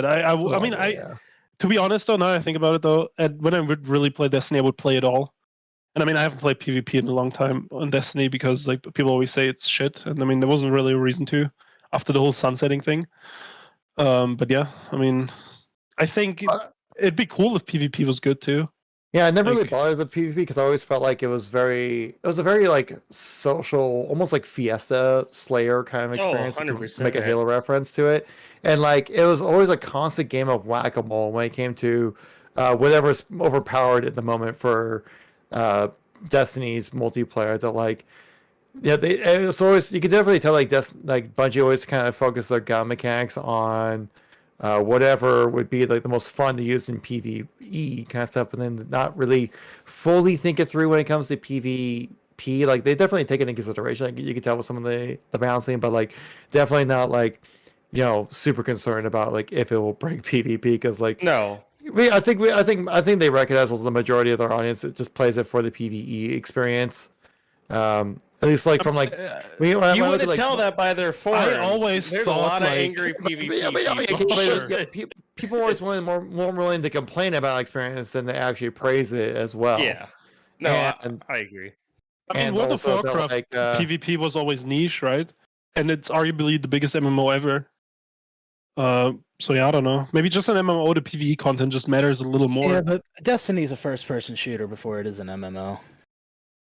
Kind of, because like I don't think people that play Call of Duty or just like Call of Duty, right, can push past the MMO entry gap where you gotta like learn all this other shit with the gear and stuff, right? That's something that like a feeling that's exclusive to MMOs, I feel like, and it's something you have to push past and you have to like in order to play Destiny. You can't just hop on it the same way not as really COD. it's not that taxing to understand though, because like we've all played like RPG games before, where like you get an item, it makes you play the game better, kind But of thing. I think it's And one of that's those not what Destiny arguments. does, You but gotta also know for a what first-person you- shooter. Yeah. But like there's so many like little like You know, and then like to- there's end game and stuff like that. Like Well, yeah, Oh, to yeah. actually support this a little bit, I think it depends on when you start playing a Destiny game. Like year 1 to year 4 is a very different experience with Well, a yeah. bigger learning curve. I think. But I think most people kind of like hop in for a new expansion or something like that, like a new experience. They play Yeah. they play through the that's campaign. what people do with dabble MMOs, with a right? little bit of this, a little bit of that, and then kind of hop off, and then all you have left is like the core Destiny players who will just never leave the game, kind of stuff. The kind of same thing with Halo. Yeah, but I mean, I just felt like Destiny had just had DLC, and that was the peak, and that's like kind of the model they copied from World of Warcraft. So yeah, no, Definitely yeah. a holdover from the Activision side of things when it comes to paid DLCs and stuff like that. Yeah. Yeah. Though the actual active, like somehow they made the DLCs better, because the first two Activision DLCs, or for Destiny 2 at least, were complete dog shit. So like, Oh at yeah, least they for figured Destiny that 2, out. yeah, or even Yeah. Destiny 1, both intro DLCs were just like Yeah. completely going like scratching your head, like why am I paying $20? So right now, at least like Forsaken, Shadowkeep, Witch Queen, and even the Snow one, I forgot the name. Like they're good DLCs. Like they're $60, I thought. So I don't know. Yeah, I bought the Witch Queen. I had my fun with it, and I didn't even experience everything that it had to offer. Yeah. Yeah, I had fun in I'm the also a parts I Destiny played. fanboy. Destiny was actually one of the games I feel like it just didn't quite make the cut for my top 3. Battlefield 4 kind of cut it out because like I just spent more time on Battlefield 4 than I did on Destiny. But like Destiny 2, I really enjoyed a lot. That was like, even though it's like a modern game, people still want to hate on it and stuff like that. It still offers an experience that like you can't really have with any other shooter. Like even with Battlefield, like you can kind of experience a large scale, short time to kill military shooter with a lot of different games out there. Like World War III, Call of Duty, Modern Warfare 2, Modern Warfare 1 as well. Both kind of did the similar things, but like I think Battlefield 4 just did it the best, you know. But like Destiny 2, I would actually honestly hold as one of the best experiences as a shooter. That's a good point though, and that's why I want to argue against it being a top shooter, because like it is one of my most played games of all time. Like I probably have like 800 to 1,000 hours in it, and I didn't even consider it for top 3 because there is like flaws with it, and it does come in waves. It's not something that I want to play constantly, right? Like I want to play it once a year for a month maybe, right? It's not like The one thing that stops me from playing it is that like I know that like I won't get a group of people together to play raids with, which are like the pinnacle of playing the game, at least in my experience. And so then like it is. if I Yeah, know I I agree. can't consistently play raids with people, why should I consistently play the game if I can't consistently play raids? Well, yeah, Right, you're that's basically like- locking yourself from making progress in the game. Yeah. And then I'm basically just playing strikes and like challenges for the whole time, which Yeah, are and like they that- get that gets repetitive. boring. which you're just spinning your wheels at that point. Yeah. Yeah.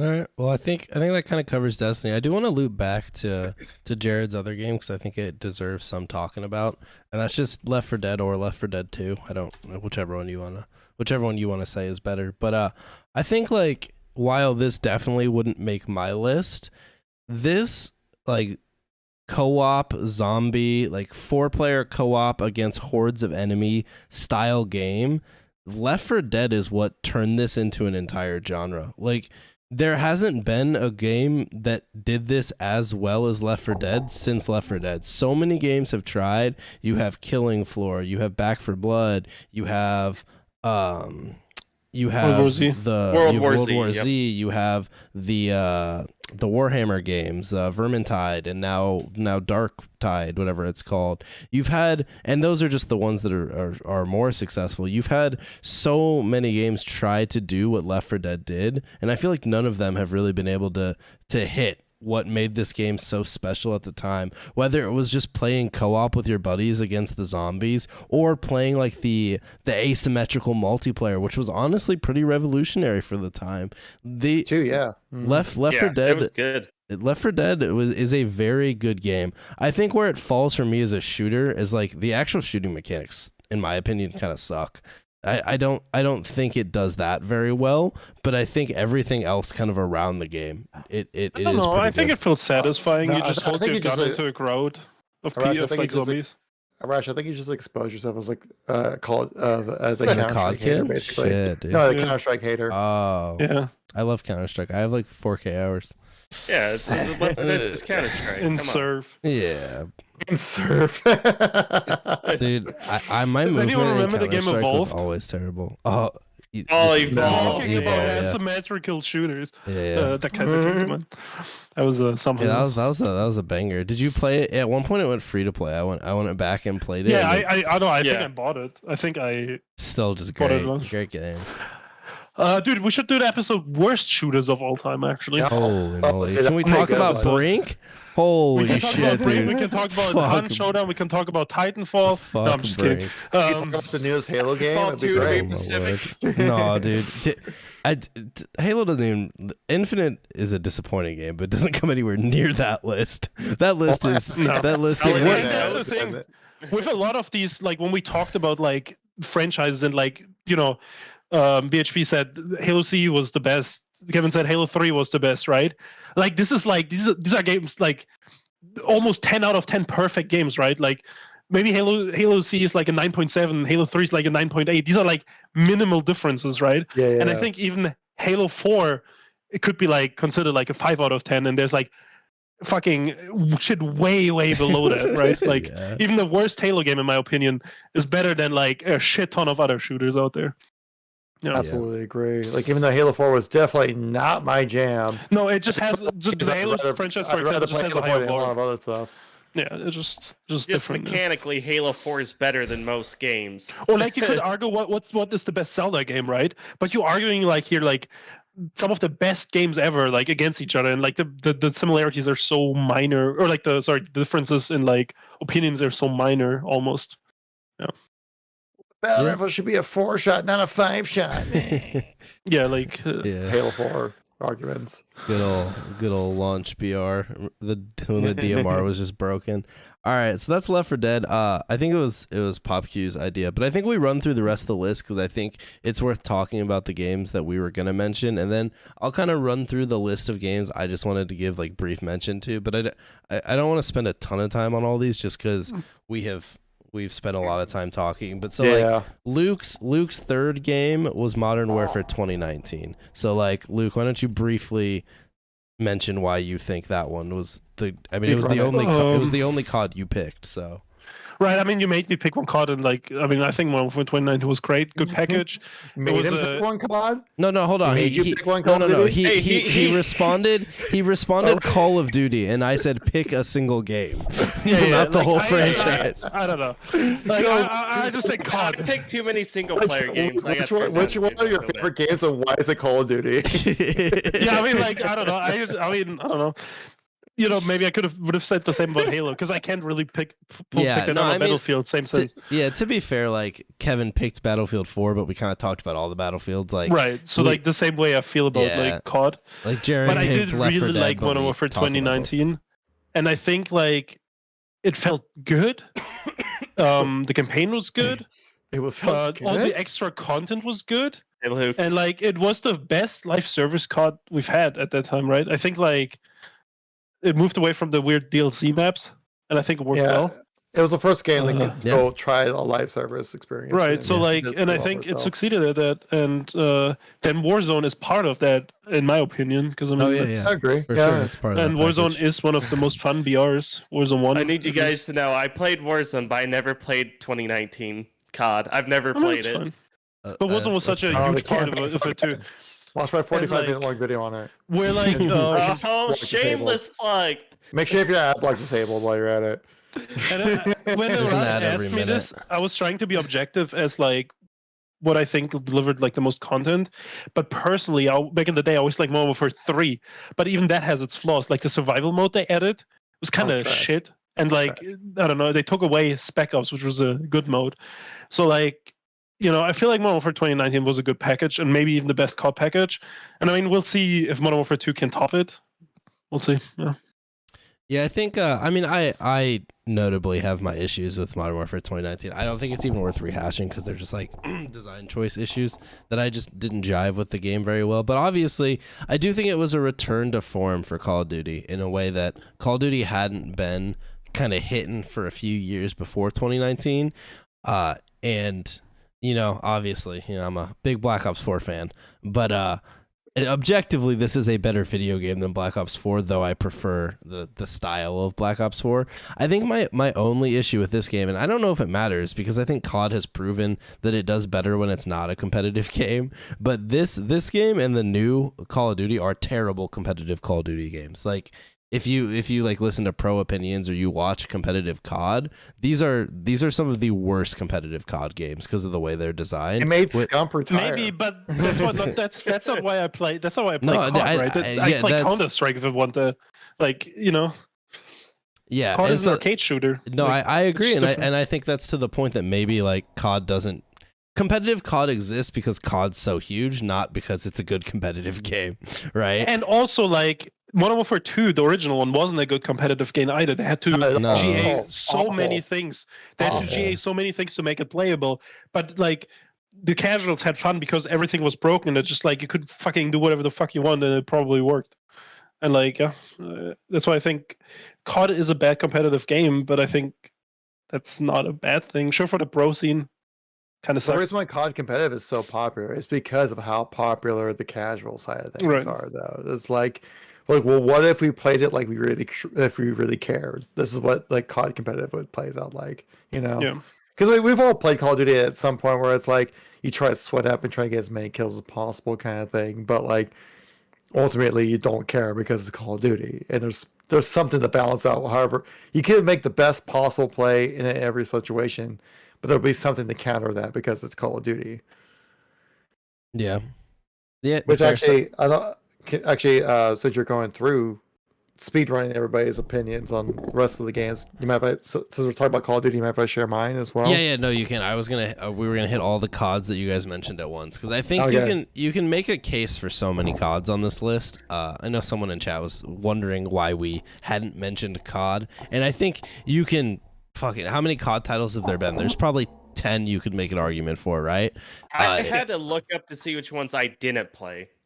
Yeah, right. And Yeah, I mean, like, no. besides like the outliers, like, you know, when the advanced movement took off, like, Yeah. there's probably every COD has like a fucking this is my favorite, right? No, I think outside of maybe like if I don't think you could put COD 1 COD 2, you maybe could. I know there's No.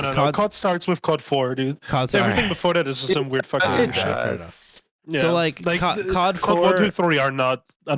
I mean, yes, but COD 4 obviously. Pop Q2 had that one on his list. That's So like, like, you're saying like, well, Pong's the best first-person shooter because it was the best game at the time, kind of thing. Like, no, it doesn't count. Yeah. COD 4 is where Call of Duty starts. yeah. All right. So Black Ops 1, Kevin. Why did you love Yes. Black Ops 1? The reason why I love Black Ops 1 because I feel like out of all the Call of Duties that I played, that game was the total package of all Call of Duties that I've played. And I did skip like Black Ops 3, Ghost. I played a little bit of Modern Warfare 3, but I hated that game.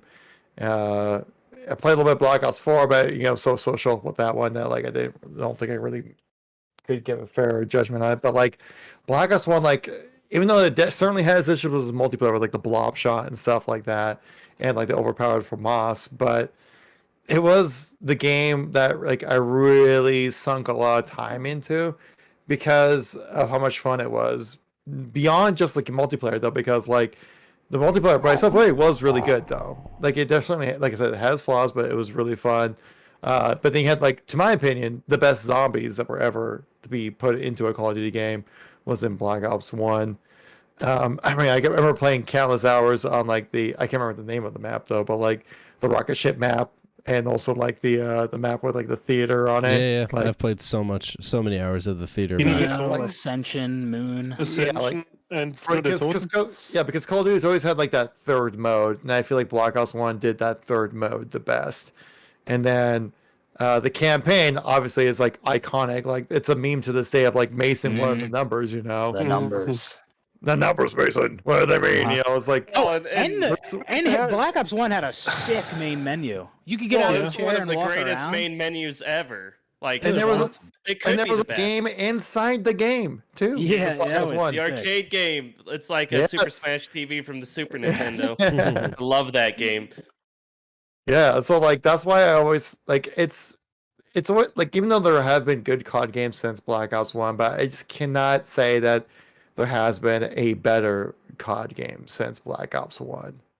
And that's why, and Call of Duty is definitely, you definitely have to mention Call of Duty is one of the greatest shooters of all time because of how important it has been to the gaming sphere as a whole, gaming culture. Like Call of Duty matters, even though like you might hate it, but it matters a lot. And I think I had the to pick biggest gaming one franchise. for me I to think it's pick in the top 3. Yeah, I mean, people just hated it because like it was popular. I think Yeah, that was like that too. a large portion of it in like the, Ne- after a while. Yeah. Yeah, so I feel like if you had to pick a Call of Duty game, because I feel like there had to be one they had to choose, it'd be Black Ops 1.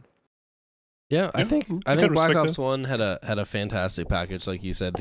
I loved Black Ops 1. I played so much of the multiplayer. I played so much. It was the only zombies that I really truly played, because I Me never too. got into zombies to the same degree after Black Ops 1. And especially the modern zombies, like in the newer games, it's like Black Ops 1 zombies, it had depth, but it was also simple at the same time. You just loaded it up and started playing. You didn't have to like the set a modern loadout. zombies?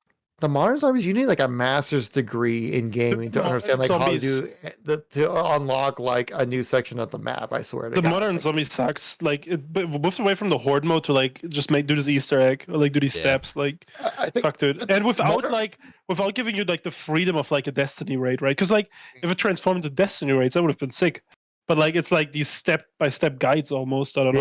yeah, like I feel like modern zombies is like an example of like how not to cater to your community. I feel Yeah. because It's people just love the too much. Easter eggs and like the minute things you can do with zombies, which is great. But like the thing is that you gotta make sure the game works well for casuals. And well, I'm a very casual zombies player, so like just trying to figure out how to unlock the next section of the map is it's just too much for me. Yeah. All right. Pop Q, you had COD 4 on yours. Why do you think That's it. COD 4 is the greatest COD? Well, first off, Kevin, you said that was a basic pick. It is a And basic pick. I don't I'm know- saying, don't say it to your face. It's a basic pick. I don't know if you mean Jeez. mean basic as in it's an obvious pick or basic as in it's not worthy, but I think you can make a strong argument that COD 4 is one of the greatest shooters. I mean, It's that not one of the game- greatest. but It one reinvented what Call of Duty was. Put it on Yeah. the And map. Call of Duty is like, it's one of the biggest game. I think, like I said, I think it's in the top 3 biggest like video game franchise. Call of Duty's huge, and I don't think Call of Duty becomes what it became without COD 4. If COD 4 didn't exist, if COD 4 was just another World War II Call of Duty 3 like game without all the innovation of kill streaks and perks and prestiges and custom classes, and it was also the first COD to explore a new era that wasn't World War II. If COD 4 didn't do all that, it could have just been another forgotten franchise like Medal of Honor. And Medal of Honor had a game in 2007. Anybody remember it? Probably not. No. It was just another World War II shooter without much people innovation. that made COD 4 were from Medal of Honor. Okay, but yeah, Medal of Honor didn't. That game didn't do much. Medal of Honor is a weird franchise. Then they took Prone out Where of is that it game, now? if I remember right. Yeah, dude, Medal of Honor is another one when we do the worst FPS of all time. We'll throw Medal of Honor Warfighter on there or some shit. Oh, Like is the that the sequel 2010 to the version? modern one? Yeah, that's the sequel to the Oh modern god, one. I didn't play I that. remember picking that up from like the $5 bin like 3 months later. A $5 bin. Yeah. 3 months later. But yeah, No, I think COD 4 is a very good pick because like it put COD on the map. It changed it, like made it an actual franchise. Because like I don't know, COD 1, 2, 3 kind of like they just felt like basic ass shooters. I don't know. There was nothing special about them. I felt like, and they just float differently too. Like you see it in the new CODs, like they put like some like a COD 2 map or COD 1 map back in the game, and it just doesn't play right. Because like so that's I think an argument for COD 1, 2, 3 being like completely different, and then COD 4 revolutionizing the franchise, Yeah, it was a and new like era. it carries on that legacy until this day. Like yeah, I mean, yeah, I would absolutely agree with you that like it was a foundational game within the franchise. If you're because you had to mention Call of Duty with like greatest shooters of all time because of how much of an impact it's had on gaming as a whole. But I have to say, like, are there better Call of Duty games than Call of Duty 4? I mean, it's my favorite. I mean, I can understand Yeah. it not being everyone's favorite, That's but what- I that's the love. point I of Rush, love. I don't know. It I doesn't have love enough vehicles on the simplicity. maps. I love simplicity, and I get that with COD 4. Yeah, it doesn't have its third mode, and some people love COD for zombies. You're not getting that with COD 4, so I understand how it's not everyone's favorite, but it is my favorite. Oh, it's it's definitely one of my top 3, I would say, for Call of Duty games. But for greatest COD game of all time, I was like, there's just better COD games. Like I explained, my criteria for this was like Yeah. innovative games, successful games, and games that I think aged well. And I don't think it's too much of a chore to go back and play that. No, it definitely aged very well. I would say like there certainly are some aspects that definitely are overpowered, like the stopping power, M16, Oh, yeah. It had and stuff like flaws. that. Oh yeah, oh but like, yeah, but I mean, every there's game a- did back then as well. there's It's balancing I love issues. getting Like, roasted. I mean, it's just balancing Okay, issues. I mean, they carried that over for the stopping power from Austin Modern for 2, so it wasn't that broken, I guess, right? Yeah. No, I agree with PopQ. I think if I'm gonna pick the greatest COD of all time, it's either this or for me it's Black Ops 2. But I think with COD, it just depends on what you liked, right? So like for me, for this game, it is the COD that revolutionized COD for me. It was the COD that made it a game I cared about or enjoyed, right? The modern setting, the gameplay style, the maps were amazing at the time, and just the class system, the prestige system, like I know that they've gone away from that now, but that prestige grind when I was a kid, dude, that was awesome. You would level up and you just do it again for a badge, for nothing but a badge. but we all did it, right? Me of like, do it again. I got a vacuum ban on Modern Warfare 2 because I was Prestige 10. And like I reset my prestige to just do it again, like do the grind again. I got vac ban for that. Like that's how insane that shit felt. I don't know. and But obviously it's like really just a icon. Yeah, I was a genuine 10th prestige in Modern Warfare 2. Most people just paid 1,600 Microsoft points for that. Well, and you have the modded lobbies where you just join in and they just start prestiging you up. It's like, well, shit, here we go. yeah. So like Oh, that was a huge controversy back in like the early YouTube days for early gameplay commentaries. It was like if you did gameplay commentaries back then, it was like you did Modern Warfare 2. So like, I'm sorry, but I'm 10th prestige. I joined a lobby that was hacked, kind of thing. Yep. yeah, Those were no, the for good sure. days. I think you can make cases for all the Call of Duties. So I think it's kind of just personal preference. Some of them are harder to make cases if we're talking about like. The easiest case is Black Ops 1. man. Yeah. If you try and tell me Ghost is the greatest COD of all time, They had Extinction. we'll have a talk. Or whatever the hell it was called, the Another alien mode. point I wanted to make was that like COD 4, it needed to do something big because that was the same year as Halo 3. If Yeah. COD 4 was just another COD 3, it is not competing with Halo 3. I mean, the internal name of COD 4 was HK, which was stood for Halo Killer. Yeah. They knew what they had on their hands. And Also, this- like, This game is the reason Call of Duty exists today. Like you said, Oh, yeah. if COD 4 was honestly, if COD 4 was World at War, no one talks about COD today. I think the franchise fizzles out, right? But like, and World at War is a good game. Don't get me wrong. The But like setting Well, I really mean, carried zombies, that you game. know, that Zombies is pretty good. co-op But campaign. Because you got to think at the time, like it was so saturated with World War II shooters. Like every shooter that had like a realistic time to kill was a World War II shooter. Literally every single one. Like yeah, COD that's not 4 an was the first exaggeration. one to do a new era. why does So- this COD gameplay have a Predator missile? This is like what the PC version. Yeah, it's the mod It must thing, be like some an modded IW4X type thing. Yeah. Dude, that I'm actually- like, that the actually- old Call of Duties. Is that like the old Call of Duties? Like your kill streaks assisted you in getting kills. Where like after Modern Warfare 2, it's like your kill streaks, your good kill streaks got you a good score kind of thing. You know what I mean? I do want to talk about with COD 4. Another reason that I think it should be you can kind of like bump it up is this COD had an entirely like semi big scene on PC around a modded version with pro mod. It had its own pro scene. They took Call of Duty 4 and they like competitivized it and made it into like a CS:GO style game.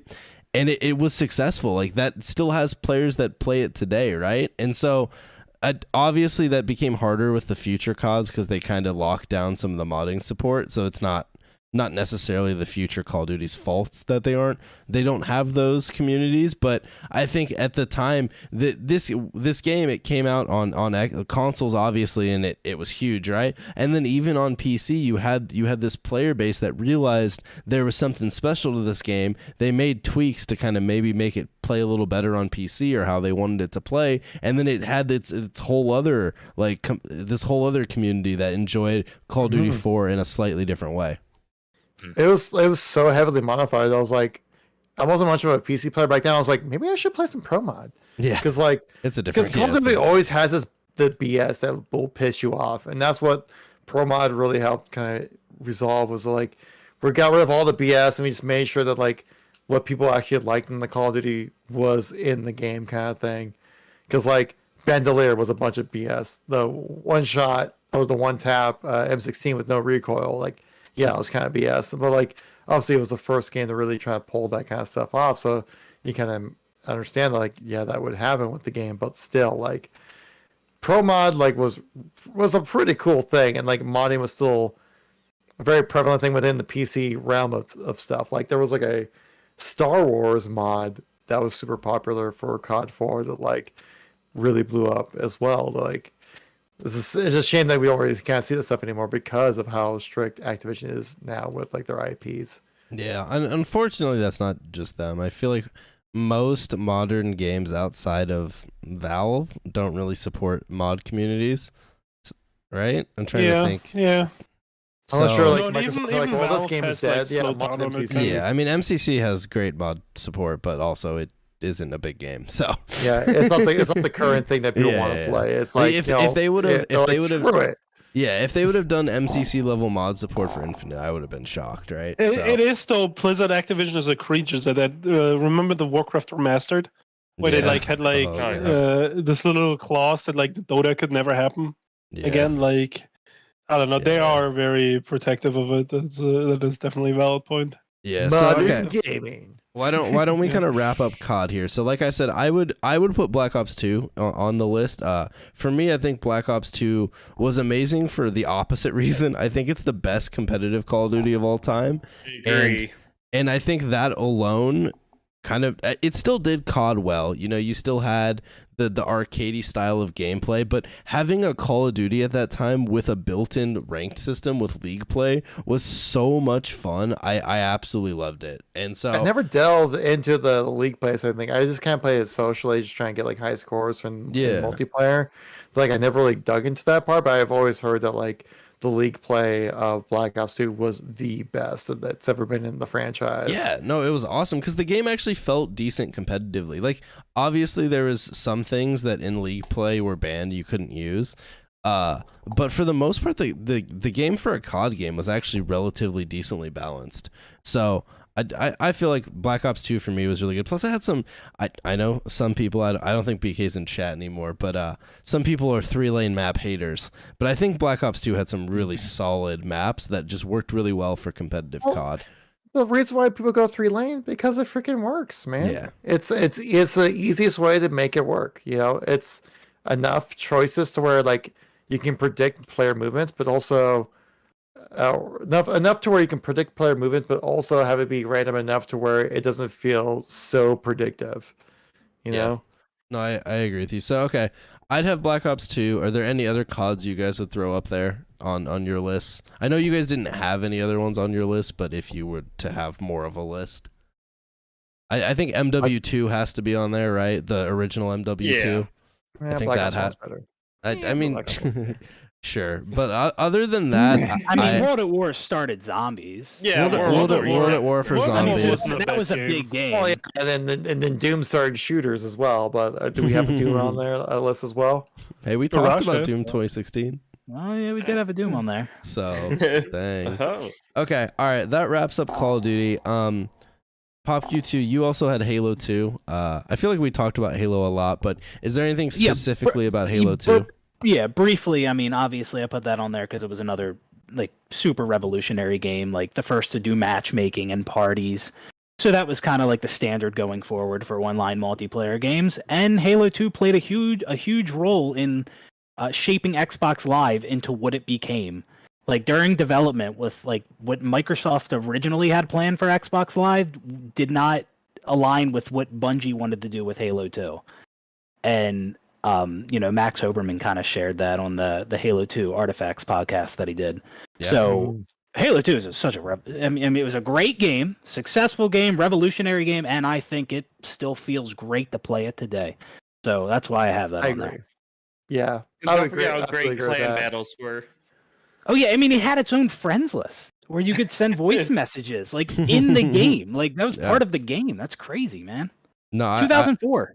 I will admit, Halo 2, I kind of missed out on its heyday. I didn't really play Halo 2 until after like Halo 3 came out. So I kind of missed what made Halo 2 so amazing. But yeah, like you said, I mean, you can just listen to that podcast. The whole podcast through, it's like, this game is the reason games like Halo 3 were huge. It is the reason Xbox Live exists to the way it does today. Without the foundations. Without online this game, gaming on all consoles. Yeah. I mean, Halo 2 did it. Yeah, I don't think everyone realizes how revolutionary this game was. People just remember it as, oh, Halo 2 was sick, but they don't really get what it did for gaming and Xbox Live. I guess maybe like real quick, I want to know, because we're all like very much Halo boys. Like Arash, what was your like quick like synopsis experience of Halo 2? Did you play at launch? Did you play ranked? Did you play social? Did you play customs? No, so literally with Halo 2, man, Halo 3 came out, and I got into Halo 3, and I was at my cousin's house. He like had Halo 2. I was like, oh, I should try that game out. But I didn't. My MCC is really the only time I played multiplayer Halo 2. So like I never played it back in the day. Yeah. Well, I didn't have an OG Xbox, and I guess I just at the time didn't realize I could buy it for my 360. So like, I had the same experience. I had a 360 and I had Halo 2, but I didn't know that I could play it live on 360. So I didn't play it for a while when I could have. Yeah, I didn't play Halo 2 online until after Halo 3. and then I went back and played it, but I didn't stick around too long because I was loving Halo Hey. 3. Yeah. I remember there was a I'm just couple gonna- times I played Halo 2 like on my Xbox after I got Halo 3, and I played it, but you were kind of playing it just out of curiosity. I was like, oh, this is cool. This is kind of what led to Halo 3, Yeah. but it was Hey. like play a few matches, then I'm like, all right, I'm back on Halo I gotta 3. be honest here. When I first played Halo, I didn't really care for it. And when Halo 2 came out and I landed for the first time, and I sat there and played against my brother, and he told me I would never be better than him, that fueled my love for Halo from that moment. I said, I will be better than him no matter what it takes. And now I've played way too much Halo, and I am better than him.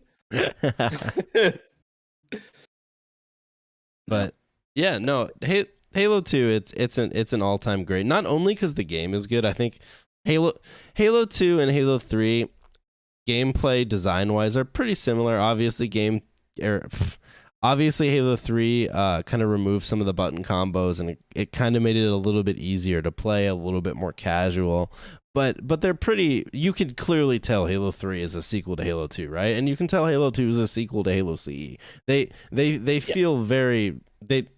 It makes sense. Like this was the game that came out after CE. It logically made sense. But I think they made a lot of good changes in this game, moving away from the health pack system, going with the regeneration fully, having, in my opinion, much better maps in Halo 2 than Halo CE had, because it just in general. So, and I think the BTB in Halo 2 plays a lot better than it did in CE. And obviously, like the arena, I mean, Halo 2 is where MLG took off, right? This was the MLG game until Halo 3 came out. And so that's a huge thing you have to talk about too. So, And Yeah, regardless SMG of whether you loved it or hated it, this was the first game to do dual wielding, which was really big back in the day, and you had playable elites, things like that. yeah. Both of those things we do not have in Infinite, but whatever. Well, we haven't had in a Halo game for a while, but Yeah.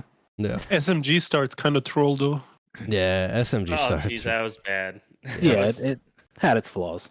But I mean, let's be honest, AR starts in H3 also fucking bad. So We didn't have ARs. Yeah. Yeah. So Halo 2 it's an all-time great. I mean, personally, I'm picking Halo 3, but I think a lot of that comes down to which Halo game did you grow up on, right? I grew up playing Halo 3, so it's the one I'd pick. If you started playing Halo before, you probably just pick whichever one you started playing on. Like it's going to be the game that kind of resonates with you the most. So I don't think you can go wrong with picking any of the trilogy as your greatest shooter of all time. Very true, but I grew up on CE. That was the first game I played. I played countless hours of System Link, CTF Blood Gulch with my friends in the neighborhood, kind of stuff like that. But I still say Halo 3 is the best Halo out of them all.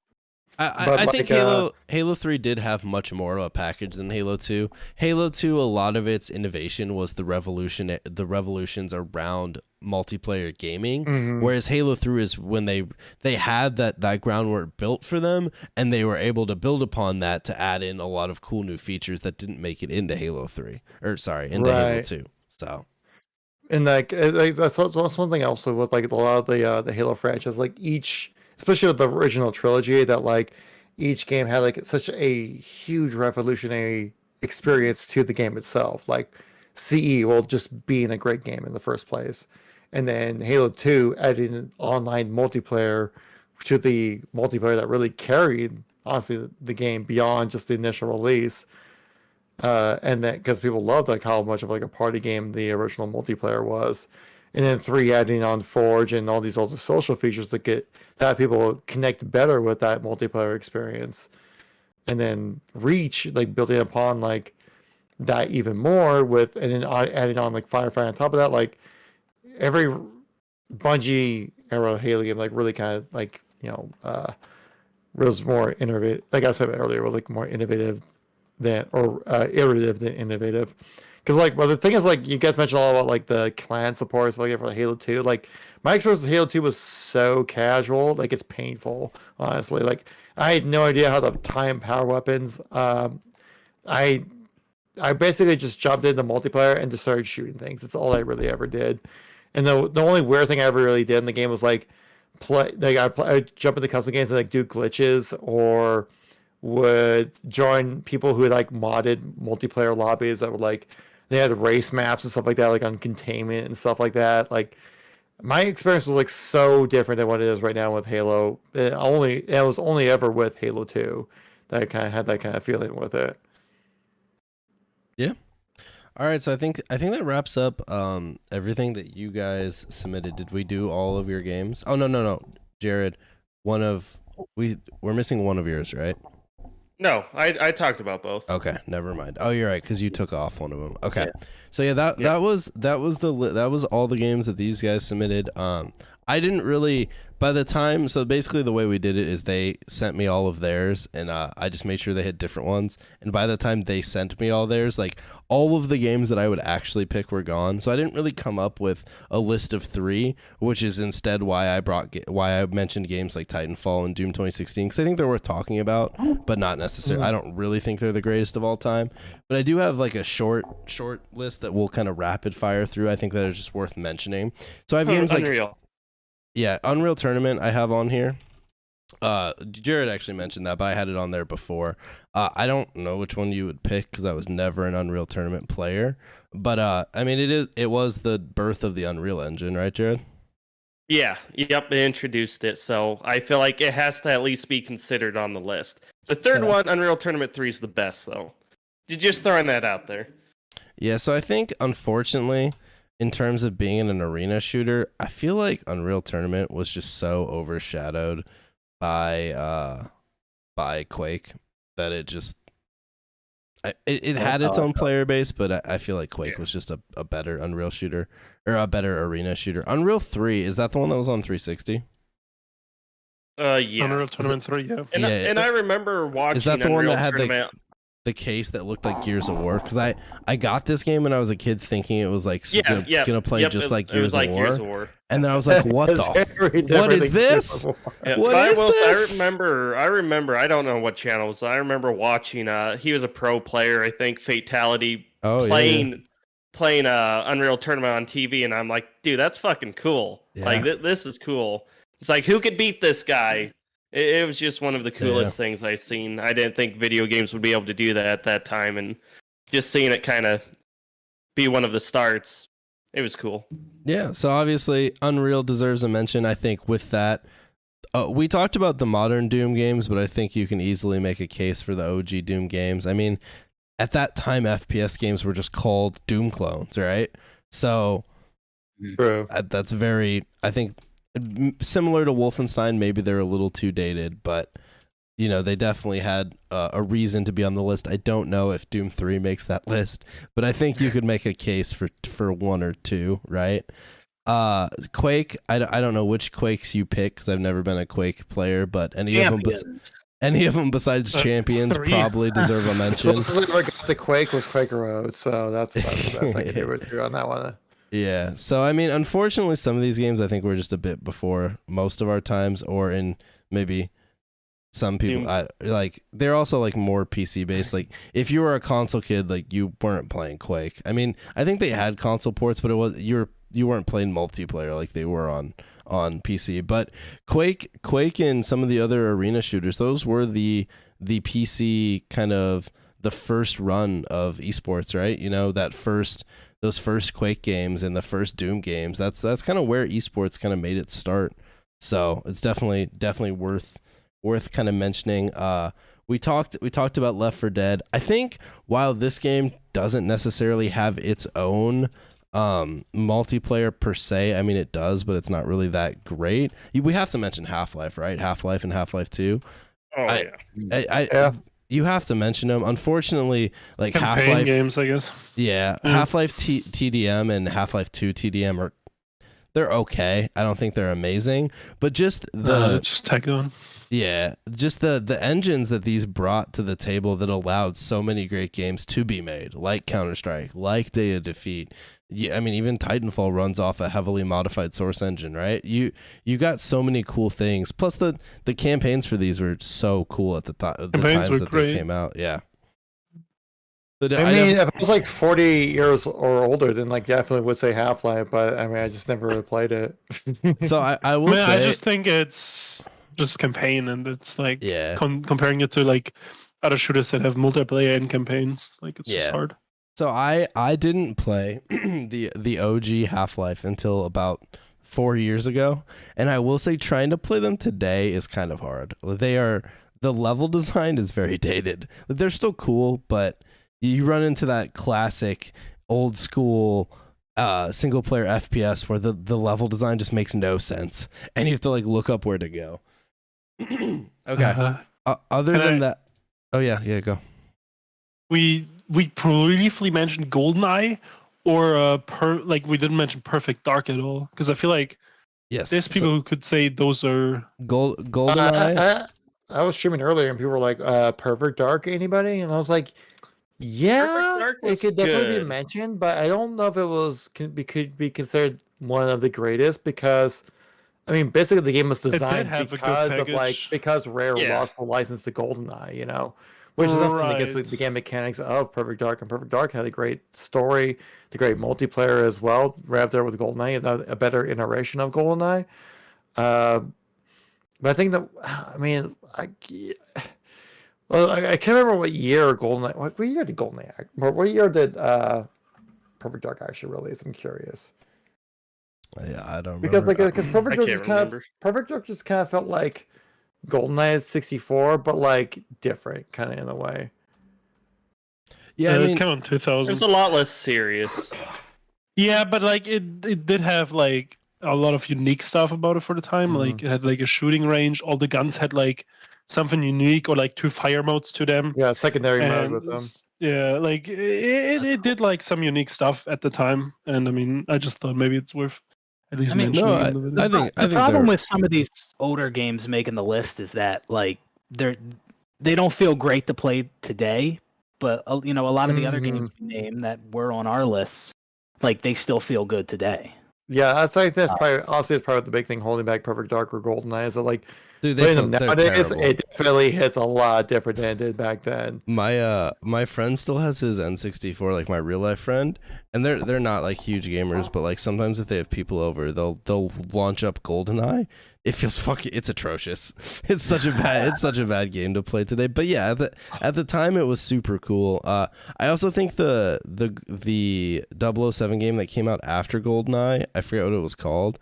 I think that one was pretty sweet because it actually had bots, so you Agent could like, of Fire, I think. yeah, Agents of Fire. So you could actually play multiplayer like just against bots. So I thought that was pretty cool when I was a kid. Yeah, Perfect Dark's the original Perfect Dark is very cool. The 360 Perfect Dark's pretty mid. I mean, I don't know if you guys played that one. Yeah, I think it had a better story, but it wasn't as good. This is weird. Overall. Yeah. Yeah, this was actually when I first got my 360. I picked this up. It's a launch title. Because I picked it up because I remembered Perfect Dark as a kid, and I was just like, this is okay, I guess. But yeah, okay. So yeah, I think you can make a case maybe for GoldenEye or Perfect Dark, but like to be honest, I don't actually think they're the greatest shooters of all time. They just existed on the N64 that had no other shooters. I meant just more like they did like bring something new and unique. Yeah, maybe. I mean they were definitely Like, cool. Yeah, for yeah. sure. All right, I did I have. think it was more an iterative kind of like experience. That, like it didn't really feel like it brought anything new to the table, but what it did bring was really good. You know, it wasn't like a.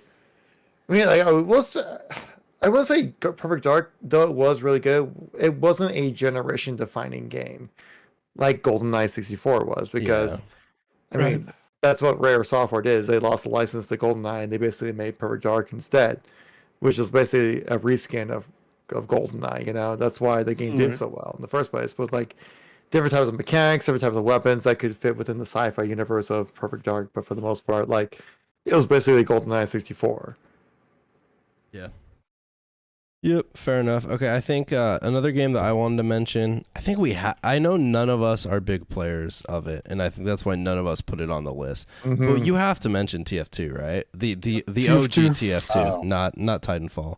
Like this deserves to be on a greatest shooter of all time list. It isn't my favorite game. I was never super into TF2, but this, not only did it revolutionize how free to play worked in shooters, it it's still big today, and it hasn't gotten a real update in God knows how long. So Yeah, like it shocks me how like irrelevant the game is, like on YouTube and on Twitch. But for when you look at the Steam player numbers, like it's constantly popping. Now I've heard that gets a big thing because of like the Chinese market and bots and stuff like that. Then bots were certainly a big issue with the game a few months ago, but I haven't really heard much of it since.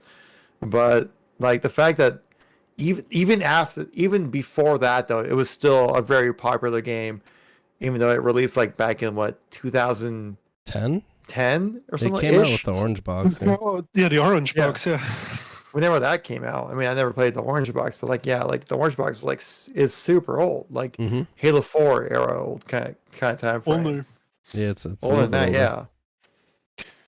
But Yeah, I mean, I mean, I think TF2. It's another thing where like, it's a fine genre, but like, I don't know. I never really could get into it, and like, Overwatch is kind of inspired by it, right? Like, I Yeah, think for some sure. people I would mean, Yeah, you say got like the payload the hero mode, shooter. right? Not Yeah, payload, but like or like yeah, sorry. Also like the whole ability thing, I guess, in different classes. But yeah, I mean, I don't know. I think it's good, but like, for me, it's not greatest shooter of all time. yeah, no, you know? that's fair. I think obviously it didn't make any of our lists, but I felt it deserved a mention. You mentioned Yeah. Overwatch. Again, this does not make my list because I don't like Overwatch, but I think Overwatch deserves a mention. When it came out, I mean, this was the game of 2016 or whatever year it came out. It was definitely very big. Today, you know, with Overwatch 2, it's still very relevant, not necessarily as big as it once was, but definitely still worth a mention. You could argue it's somewhat less of a shooter and more of just like a hero-based game with especially some of the characters. But Well, it's the same way that Destiny brought in MMOs. This brings in MOBAs, I guess, and that's what TF2 did. yeah. Kind of, like very. I think Overwatch leans much more heavily into, you know, every character. You have classes, but every character does their own thing. Whereas TF2 just has like the few classes, Right. right? You don't And I was have gonna like say- 4 different types of It's more engineer. distinguished abilities, I guess. Yeah. I mean, hey, and if you're talking about hero shooters and stuff like that, you'd almost have to go back to 07 with Shadowrun. That's true. You could kind of say that's where it all started at, because I that game remember was definitely ahead of its time to a certain extent. Did you ever play the Shadowrun that was on the Xbox Live Arcade? I did not. Oh The yeah, one I'm thinking of. I forgot what it was called. It was like Shadowrun Return or something. But it was Shadowrun on the Xbox Live Arcade that came out like a few years. Oh god, it's gonna bother me. Oh well. we've been going forever. We'll continue on. Okay. So I had Gears of War on the list. Personally, I'd pick the first one, but you could probably go with any of the first few, right? I guess it's on FPS though. Yeah, I mean, I always technically- viewed the Gears Because of War like games as more then of we a- didn't consider GTA at all. If we get we into just that doing territory. shooters? Yeah, that's true. That's true. It's not Because an GTA is FPS up there game. with COD 100%. You know what I mean? Well, Yeah. GTA is not a FPS. It's a third-person shooter, which is like getting. Oh, Gears of semantics, War too, obviously. right? Gears of War is a third-person shooter too. Yeah, I true, mean, it's to be third-person. fair, That's what I the meant, the task was shooters, but like, yeah, if you all consider listed Gears, FPS. then Gears just need, or then GTA has to just GTA, win, like right? at that point we have to throw GTA, and GTA is like as big as Call of Duty. Like, Yeah. you know. Yeah. But I think for when this game came out, I mean, I definitely think like it's worth talking about because Gears kind of influenced a whole era of cover shooters, if you remember. Like, there was a For ton of shooters them. and attack defense modes as well. yeah, Horde with the mode. horde mode for Yep. sure. I mean, So it- firefight wouldn't exist with Halo if it wasn't for Horde mode and Gears. Yeah, and at the when Gears and Halo were the big Xbox franchises for a while, and it's sad where we're at today that both of them are struggling very much. But I think Gears definitely deserves a mention on the list. I personally, you know, I'd go. I think one thing that Gears always did well too, at least the older ones, is the campaign was so cool. I mean, Yeah. Yeah. I still play the Oh, yeah. campaigns today. Well, and you actually played different characters. Like you felt like you were playing a unique character.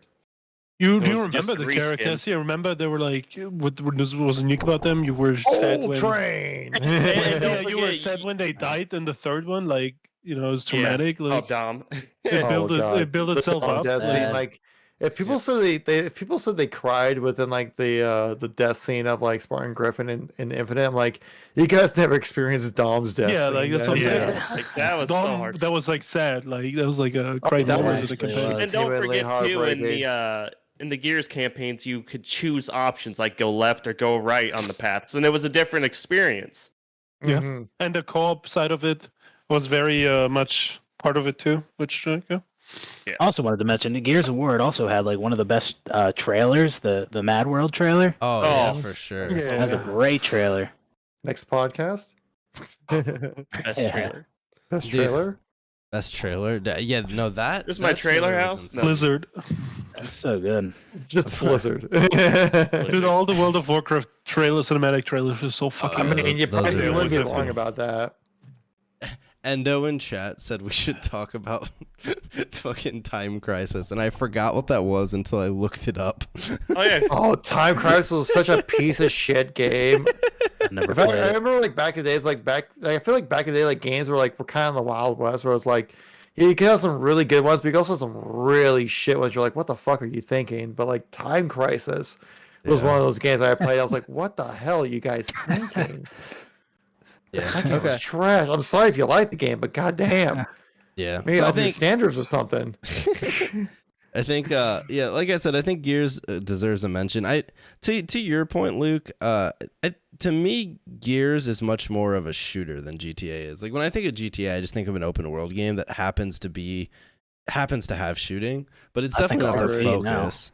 Yeah. Kinda. Whereas like Gears of War is a shooter. Like the focus is Mhm. shooting things, right? So I think it fits more into the category. I mean, someone could have brought GTA and we could have talked about it, but like I think the only GTA with even serviceable shooting is GTA 5, right? The rest of them are all just open world games that have shooting as a mechanic. Half of them have like auto lock on because the shooting Hey, was so bad. they did add a first person mode to They GTA did. 5. I They mean, did. hey, Yeah, just it saying. does have an FPS mode. That's true. Mm. Okay, so that's Gears. I put this on here because it's a game that I liked as a kid, but I think technically, if you were going to bring this franchise up, you would talk about Siege. But I put Rainbow Six Vegas just because I thought that game was so cool when I was younger. Yeah.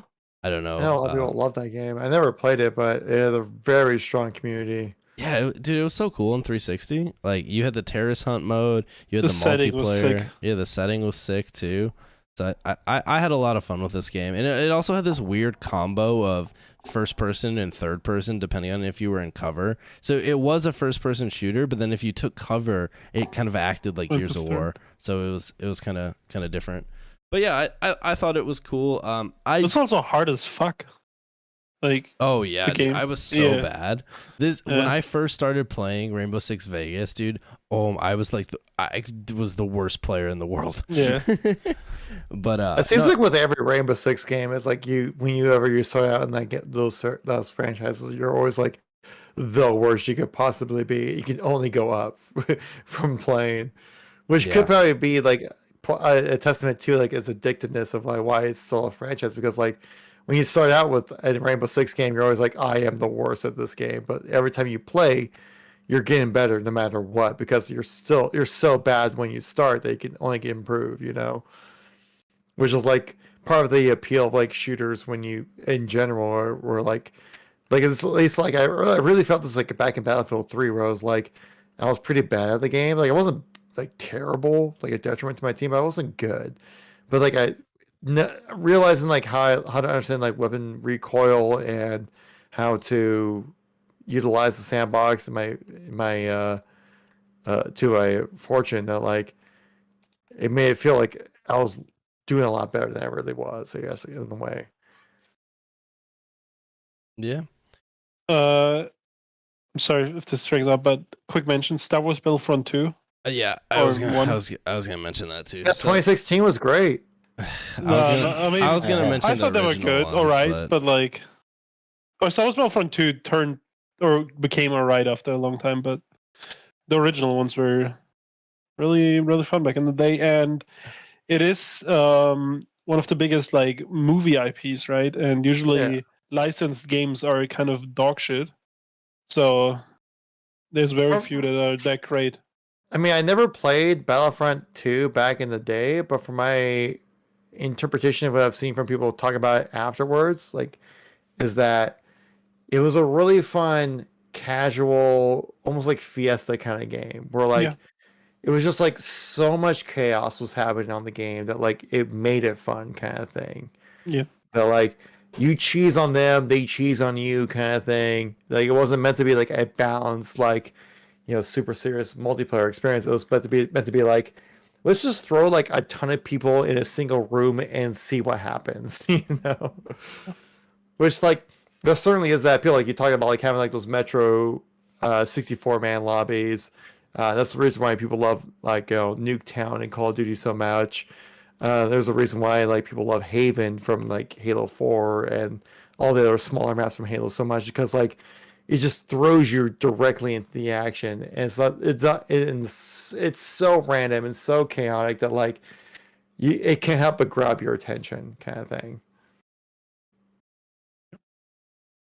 Yeah. No, I think Battlefront and Battlefront 2 I definitely think are worth a mention. I think more so the OG ones. I think the new ones are perfectly competent games, but I think it's a stretch to try and say they're the greatest shooters of all time. But yeah, I never played the originals. I've only ever played the EA versions. Yeah. I mean, if you're a Star Wars fan, all of these games are probably fun to play. Like, so, yeah. Yeah. Yeah, that's fair. All right. So other games that I had on the list worth mentioning. I mean, you have to mention Valorant, right? I don't think it is on the. I don't think it would make my list, but for the mention, right? It's worth a mention, but I don't think it has. It just doesn't have the legacy to put up with like these other franchises that we mentioned, like Halo, Call of Duty, Star Wars, even like we just talked about. I guess maybe even Left 4 Dead, even though like there hasn't been a new Left 4 Dead in like 10 years. But it is the best Counter-Strike copy there is. If you're gonna have a game like Valorant on there, you probably just do CS:GO instead. And we talked about why CS:GO was so good earlier. So, I mean, Valorant obviously. I mean, Valorant's kind of that combination that falls somewhere in between a hero shooter and a competitive tactical shooter. But it's a fun game. Who knows? Maybe like 5 to 10 years down the line, maybe Valorant makes the list. Where maybe we see if it has the legs. It's just so new that it's tough to tell, Yeah. Because like a lot of our games that we've mentioned in this list, there's like they're games that like they stood the test of time. We've had like 10 plus years to go look back on it and go like, is it still worth playing? Is it still good? And we all say yes about it, Yep. And I mean, Riot did come into a genre before and made the greatest game in the genre, and that lasted, right? League of Legends. For sure. MOBA, there was MOBAs before, and League of Legends is the greatest MOBA of all time. So maybe in 10 years... there was Heroes and New Earth, there was Dota. There was like, I mean, there was MOBAs, yeah. Dota was decently popular, I mean, still is. But like, League was just better. Like, Yeah, when the League came out, people weren't sure if League or Heroes and New Earth was going to be the one that took off, and we see what happened there. All right, I'm just saying, maybe we needed 10 years on Valorant to truly tell. For sure, yeah. Valorant maybe could eventually make the case, but it's new, and we don't really know if it has the legs or if it just ends up being an iterative CS:GO that kind of fizzles out. So, but I do think it's Valorant just needs a Casey Tron streamer. Yeah, definitely. With that, I think we can turbo hit all of these because I think I would say the same things about all of them. But like the whole BR trend, I think you have to kind of mention some of them, right? Whether you pick Fortnite for absolutely blowing up or you go we PUBG. Kind of already. Yeah, but I mean, we already. Yeah, if you gotta throw Fortnite, even though we don't play it, like you gotta throw in Fortnite. Yeah. I mean, it's just it is. Even if Fortnite dies tomorrow, like it's still such a significant part of the gaming atmosphere for the last like 5 years that like you still gotta throw it within the conversation. And I mean, we could not get around it in all our discussions before, or we mentioned Fortnite multiple times. I mean, it just shows that it has like it is something influential and something that's in the discussion. Maybe love or hate Fortnite. I mean, like I said earlier, like it was the first one to perfect like the BR formula. Well, you could just argue that Fortnite's the greatest game of all time. Like whether you love or hate it, whether it's innovative or not, just what it just done to gaming, it's Yeah, hard to I argue I against hate it, but it was big, and no other game does the building like Fortnite does. No. So I mean, yeah. like, I have to look at the building aspect, but I'm just talking about like the more battle royale aspect of the whole thing. It's like it was the first game to really bring the battle royale formula to the AAA sphere, right? Because before that, you had H1Z1, which was like a weirdest freaking, I don't know what you call it, like not a mod, but like it was a weirdest like concoction of like originally it's supposed to be like a DayZ mod clone to clone that to a battle royale, and somehow that version got more popular. And then Fortnite was a lot more polished than and then that. Battlegrounds was and PUBG was just like, let's just take like Arma, which already has like all the the heavy lifting of like what's needed for a BR there, just put that like what was just based off of DayZ into a battle royale formula, and then Fortnite was the first company to be like, hey, let's do like a AAA, like high quality, good feeling battle royale mode, and then with live service, right? Because like H1Z1 and PUBG, even they had like slow as fucking updates. Was it even like live service when it launched? Like, cause yeah, dude, it was yeah. I live mean, they service pulled all the other skins teams and stuff. They shut down other games to put teams on Fortnite so they could make the live service model happen. They killed Unreal Tournament. Yeah, they killed Unreal Tournament. They killed that other game. This is like some MOBA shooter, third person. Oh, Paragon. Yeah, Paragon. Just to put it on Fortnite on the live service stuff. But like it did live service very well, and H1Z1 definitely didn't do that. And PUBG. I thought the live service of Fortnite didn't really start until Chapter 2. That's when they're like, no, we're doing live service kind of thing. Like they like kind of implemented obviously like the typical battle pass and stuff like that. They had a formula there, but like they didn't really fully commit to like the live service. No, if you played Fortnite when it first released, like the first preseason, like you had to level up in the pass and then you could buy the items. Like it was so ass backwards. Dude, you got the option. You earned it. But yeah, no, I think Fortnite. The option to buy it. I think Fortnite definitely you have to just mention it. I mean, like you said, it was the first polished BR to come out that wasn't like a jank piece of poo poo, and we saw what happened when you do that, right? It massively exploded, and it wasn't just.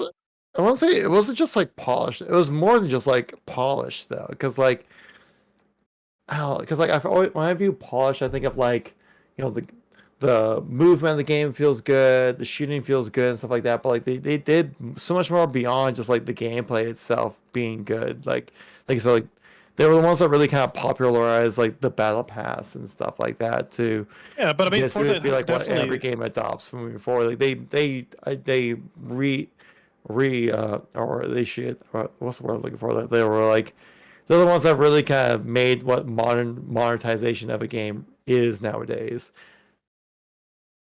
I think but like Fortnite definitely did live service, by the way, because like it started off doing 3-month season right off the get, added new guns, and then within the seasons there was like small balance changes like every other week.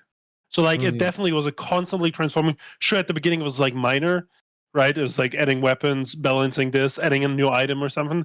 But like it constantly did have a new content, and like this wasn't just like every 3 months. It was like there was like in a season there was like 15-20 mini patches and updates that would change some stuff. Maybe so it could just been one of those things where like they just like saw the opportunity and just did it, and then like didn't realize like what they were doing was considered like a live service game. You know, I mean, they did realize that they did put everything into Fortnite. They abandoned the fucking because it was the save the world mode. They shut down like 2-3 games. Yeah, like, I think it's worth just mentioning. Like, it's actually crazy that Fortnite even did anything, because this was a PvE shooter built like based around, I don't know, it was like a horde mode. Yeah, it's a survival defense game. The fact that they were able to take the bones of that game and quickly revamp it into a BR, seeing that genre was like ripe to blow up, and to put that out and just to reap that success, I think like that alone is something you have to talk about, because so many games try to chase trends and hop trends, and it usually never works, but Fortnite did it, and it was massive, right? It is kind of like how Dota happened, right? Like Warcraft was kind of popular or similar-ish, and then someone made Dota and it became like its own genre, or like a big thing. And like, Yeah. I mean, obviously Fortnite, it wasn't like a community thing, but like they made something similar based off their own game that worked out. Yeah, all right, so that's Fortnite. We talked about Apex earlier when we talked about Titanfall. I don't think we need to retread that, but you can make a case for Apex. I don't think it makes the list, but it's still too new to really understand like its full fully comprehend its statement within the gaming society as a whole. Like it launched back 2016, if I remember correctly, right? Yeah, it's a good 16, VR, but 17. it's not the only one. It's like And it always felt like it's been very good. It's been very successful, but like we've definitely ignored plenty of successful games within our greatest games that we've ever mentioned. But like, can Apex do that? Like, I still feel like the story with Apex is still unfolding when it comes to how prominent it is within the gaming community as a whole, and it's tough to throw it in with all the other ones that we mentioned, especially. Yeah, But it's definitely a fantastic game, Yeah, though. it's a popular game, but I mean, when we're talking greatest games, I just don't see how it compares to some of the other games we've ran through. Exactly, yeah, because they stood the test of time, and I don't think Apex has the chance to really do that yet. Yeah, no, I think that's fair. We talked about Warzone earlier when we talked about 2019, so I don't even think we retread that. Because that was all kind of one package, but obviously Warzone is big. The only other game I have, and I don't actually think this is one of the greatest games of all time, but I just thought it was really fun as a kid, was Fear. I don't know if you guys played that. Fear was so Yeah, good. I remember it. I remember Multiplayer was I've heard good. so many people fanboy was a over that game, but trilogy. I've never played it, so I can't like really make a comment on it. Yeah, I remember so- that Yeah, no, gun it where was a you good could trilogy. pin people to walls. dude, yeah, the fucking like And that's nail gun. what the skewer in Halo Infinite should have done, man. Yeah. Also, there was like a free-to-play multiplayer spin-off, and it was Modern like gaming. that was like one of the only free-to-play games that would run on my laptop back in the day. I played that like the bit. Oh, Endo makes a good point. What about Crisis? I don't. Yeah, I mean, graphics-wise, I guess you can make an argument. You know, for it being is really revolutionary. weird. Can you name like one plot point or like one No, I character played from it. Crisis? I feel like it's the avatar of video games, right? It was hugely successful. It like did like the graphic shit, like can it run It's Crisis? it's just the meme. But it's like the Avatar franchise. Like the movie, like with the blue dudes, not the Airbender. I'm talking about the blue dudes. Like yeah. yeah. I would say Avatar the metal band's way better than Avatar the movie. I'm just gonna throw that out there.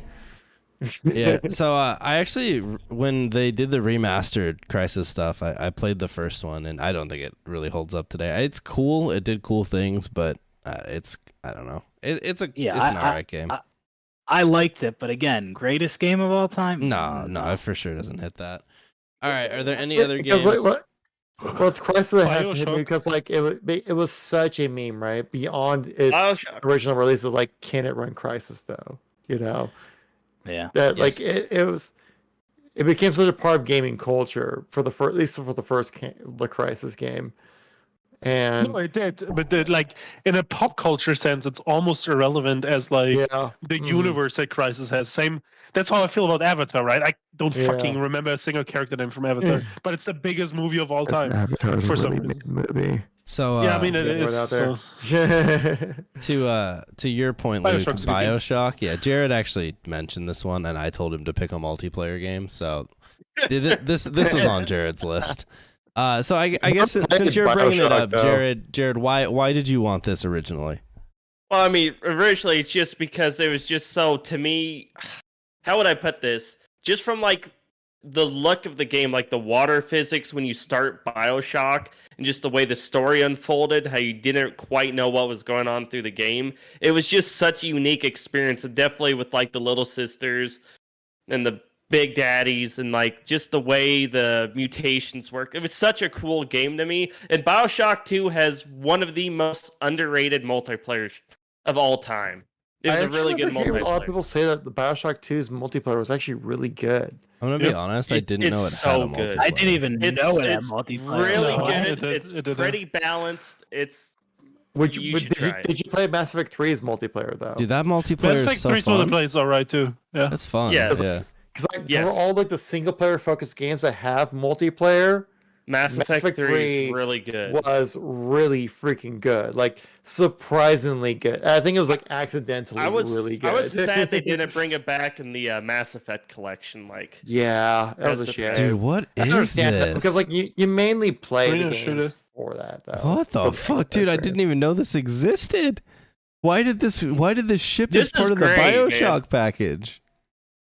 I'm just saying, like that's the era when like every game needed a multiplayer, and sometimes it turned out good, sometimes it didn't. Like, Yeah, Dude, that's crazy. You had like a big daddy power up that you'd pick up or see something like that, that. right? Yeah. Off the map. Yeah, Wow. dude, it was like Titanfall before Titanfall. Yeah, like Titanfall, or Battlefield or Battlefront 1 kind of thing, but like in Genesis. That's the cool. I don't want to. BioShock franchise. dude, it's Yeah, I kinda wanna play- I bet we could find a match on PC. All right. Yeah. I'd be down. maybe that'll be my next I have video. BioShock 1, so I'd be down. Even with if we that one 2v2. and play with you guys. Yeah. All right. Too, yeah. Endo mentioned this one. I'm not a Nintendo person, but you have to talk about the Metroid Prime, Oh right? yeah, If you're yeah. including Metroid Prime is probably on my top 20 games of all time. The first one, it's so good. Metroid Prime was very good. Yeah, but Yeah. what if it was a good game though? geez, here we that's go. good. No, I'm just kidding. There we go. It's a really good single player game. Yeah, it's Yeah. another thing. It's like a single player game. It's hard to, because like I don't know. I just thought of multiplayer shooters. Yeah, it's because Yeah, like when you yeah. ever think of an FPS game, you're like multiplayer, or like it's tough to think of like even if it's just like a campaign version of like It is a impressive though campaign the first-person jump, shooter. Like, but what if it was multiplayer?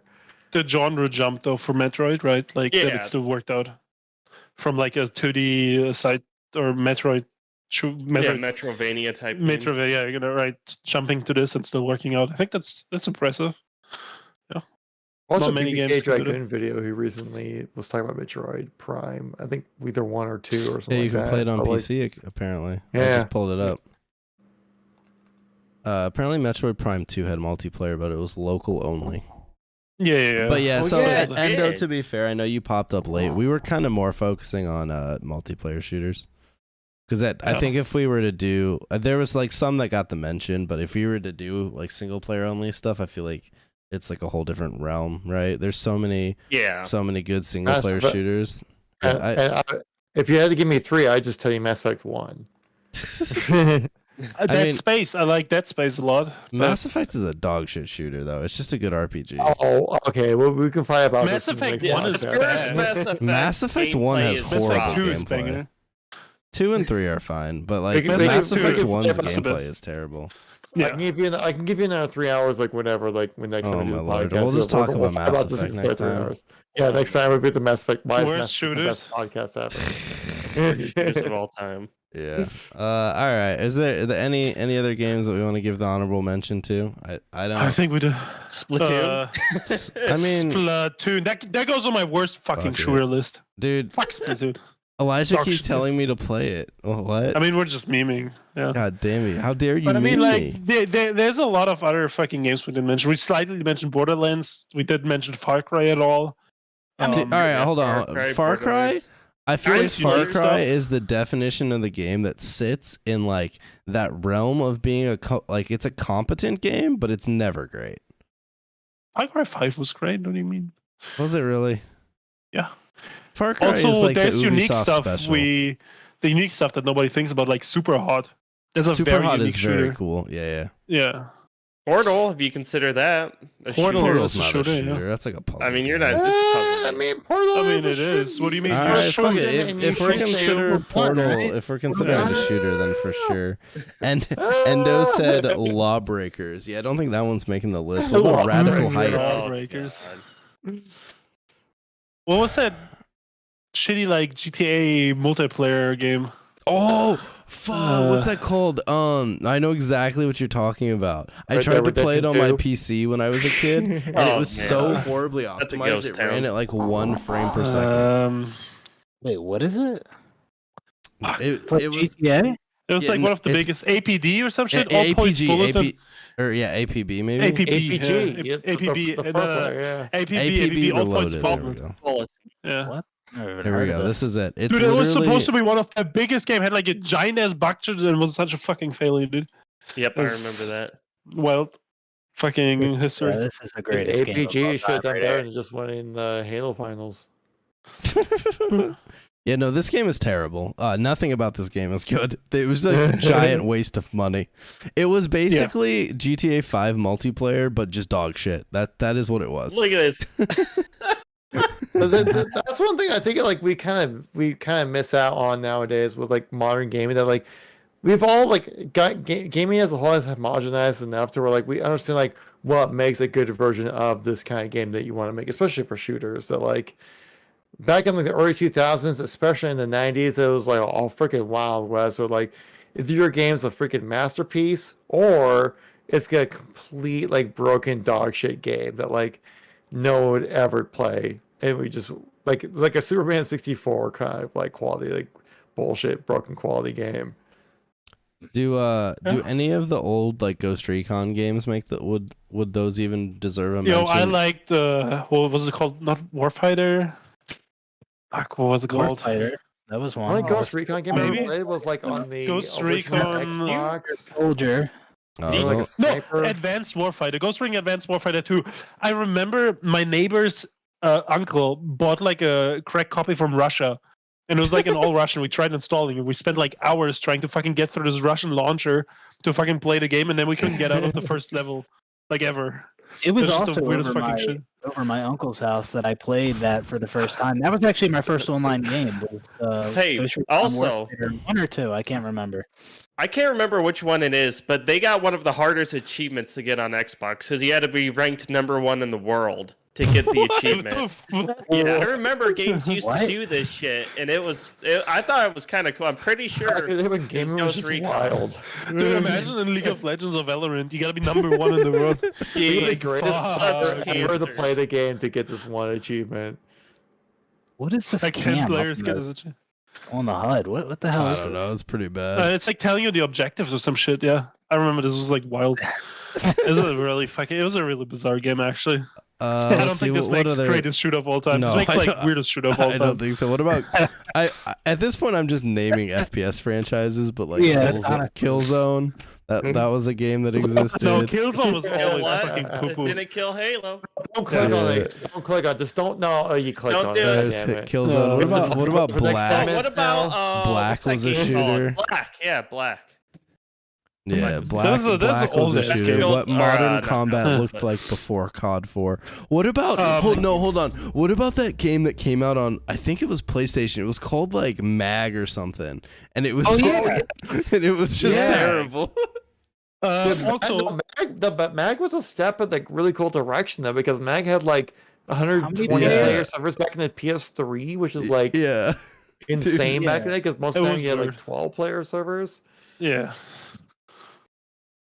Delta guess I'm- says PVZ Garden Warfare. Come on.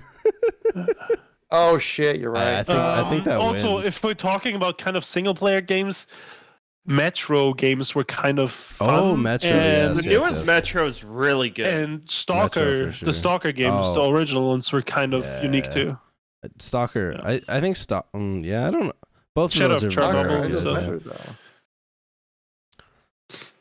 Okay. I don't really have any other games that I've played in my life. Dude, did you guys ever play the original Saints Row multiplayer? That shit was goated. I haven't. There's a game mode called Protect the Pimp. Let me show you it. Protect the pimp. I remember dude, that. I used to It's play like Halo 3 VIP, but like in no, Saints it's Row. like search and destroy, but you have a pimp and you have to Protect the extract him. pimp. But the pimp doesn't have a Cold pimp. War had this mode. The pimp doesn't have a gun. All he can do is pimp slap people. Cold War had this exact mode. Call of Duty Cold War had like VIP This- escort, and this like the game- VIP just had a pistol with No, like no, 7 the- bullets. So this game was my introduction to competitive gaming because it had this system. It had a gang system where you could create a gang and there was a leaderboard. But it was so unbelievably busted because if you so you could play normal multiplayer, but if you played like gang mode, which was ranked basically, you had to have a full team going in. But if you just dashboarded your game when you were losing, it never counted as a loss. So- Oh, dude, dude, I did that all the time back in the Call of Duty days. Yeah, when you dashboard, it didn't count as a loss. Yeah, so you would you'd open up the scoreboard or the leaderboard, and the gangs at the top would just be like 400 and 0, and you're like, all right, bro. I'm sure. But yeah, no, you used to have to like earn money in this game, and you would buy like cosmetics for your character. It was great, but then sometimes your save file would corrupt, and you'd lose all your stuff. I actually don't know why I played this game. It was terrible. But yeah, okay. And Saints Row was something. I think that pretty much wraps up the podcast. Before we leave, why don't you guys tell the people still sticking around what you're up to these days? What can they find from you that's cool? Anyone? Up you, you go first. Who? I'm around. I do things, and you can find me over on the YouTube somewhere. All right, let's check out what Pop Q2 is up to these days. I just typed Pop Q1, and apparently that is a Russian singer. All right. That's why I'm Pop Q too. I Yeah. was That's thinking. the All right. second one. check out Pop Q's video on why Forge didn't save Halo. It has captions for like half the video. Yeah, just have. I got bored. Luke obviously makes videos over on the Rocket Sloth channel. What cool things have you done these days, Luke? Nothing. All right, Make a fair- Halo. I got a Halo new Infinite, dog. like Halo Infinite ambient hair tier Amazing. list. I got a new dog, dude.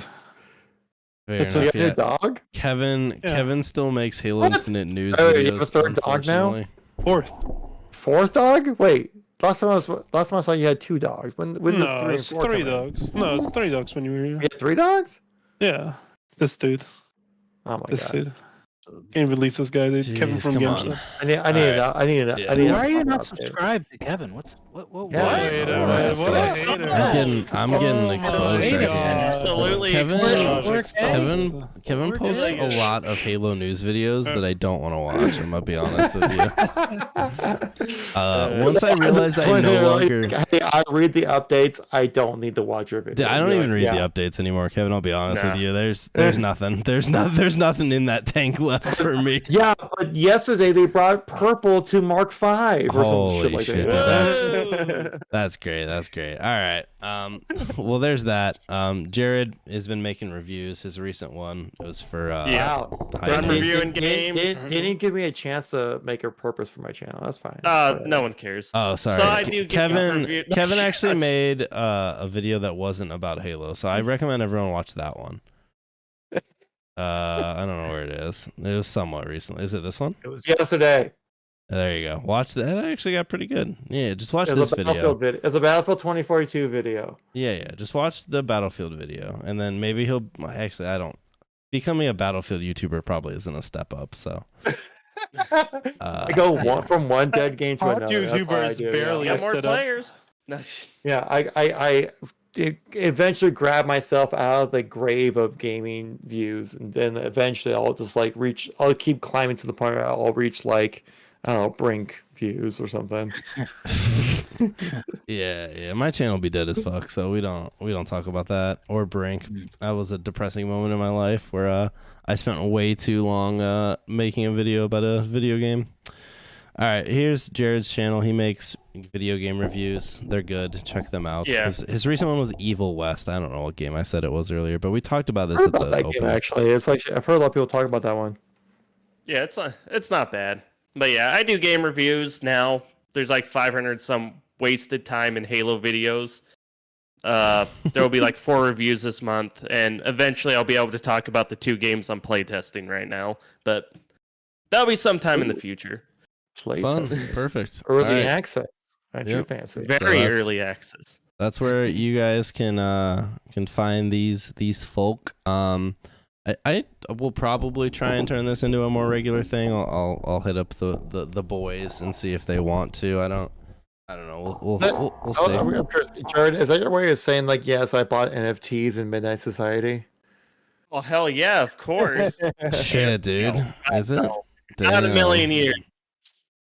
That'd be pretty hype. But okay, yep, that's gonna do it. So whoever in chat comes up with a good podcast name, you get a prize, because I don't think the Rashcast is an actually good name. So if this is gonna become anything, I think we need an actual podcast name. I thought it was State of Halo. Well, it Yeah, can't the be called the State of State of Halo. Halo if we're not talking about Halo. And I looked. Yes, I we can. I Why goo- not? State of That is gaming. No, State of no, Halo. Jared, We're not even talking about it anymore. I googled State of Gaming, and no joke, like 40 podcasts popped up. I was like, yeah, Damn that's it. not Well, that's you not know going what? to be the name. You can call it the Sagcast then. Edgecast. Dude, bro shooters. All right. Well, thanks for watching, everyone. Maybe a couple weeks from now, you can tune in and find another one. Maybe we'll do I know Kevin was doing a Halo like award show. Maybe we'll do just a general gaming one, maybe, or we'll just do a podcast. I still Talk need to about our make games of the year. I still need to finalize the links and stuff like that. But yes, I do plan to do a award show this month for Halo. So I need to post that like probably tomorrow, honestly, to get enough votes and hopefully get enough people to kind of chime in when it comes to like post-recorded or pre-recorded like acceptance videos or whatever. But yeah, I will accept my award right now. I want to thank you're my, nominated, by the way. Just saying. I You're am. nominated. I guess Nominated for Luke- most hated mad by Spartan profile pics. I mean, Luke Most wants to wanted win. we won the war. on Twitter. We might have slightly lost the battle. Not really, but we won the war. Won the war. That It all particular came Spartan out. profile pic. I was picked right. me I up was to some right. I was shit. right. I was right, dude. They're sus.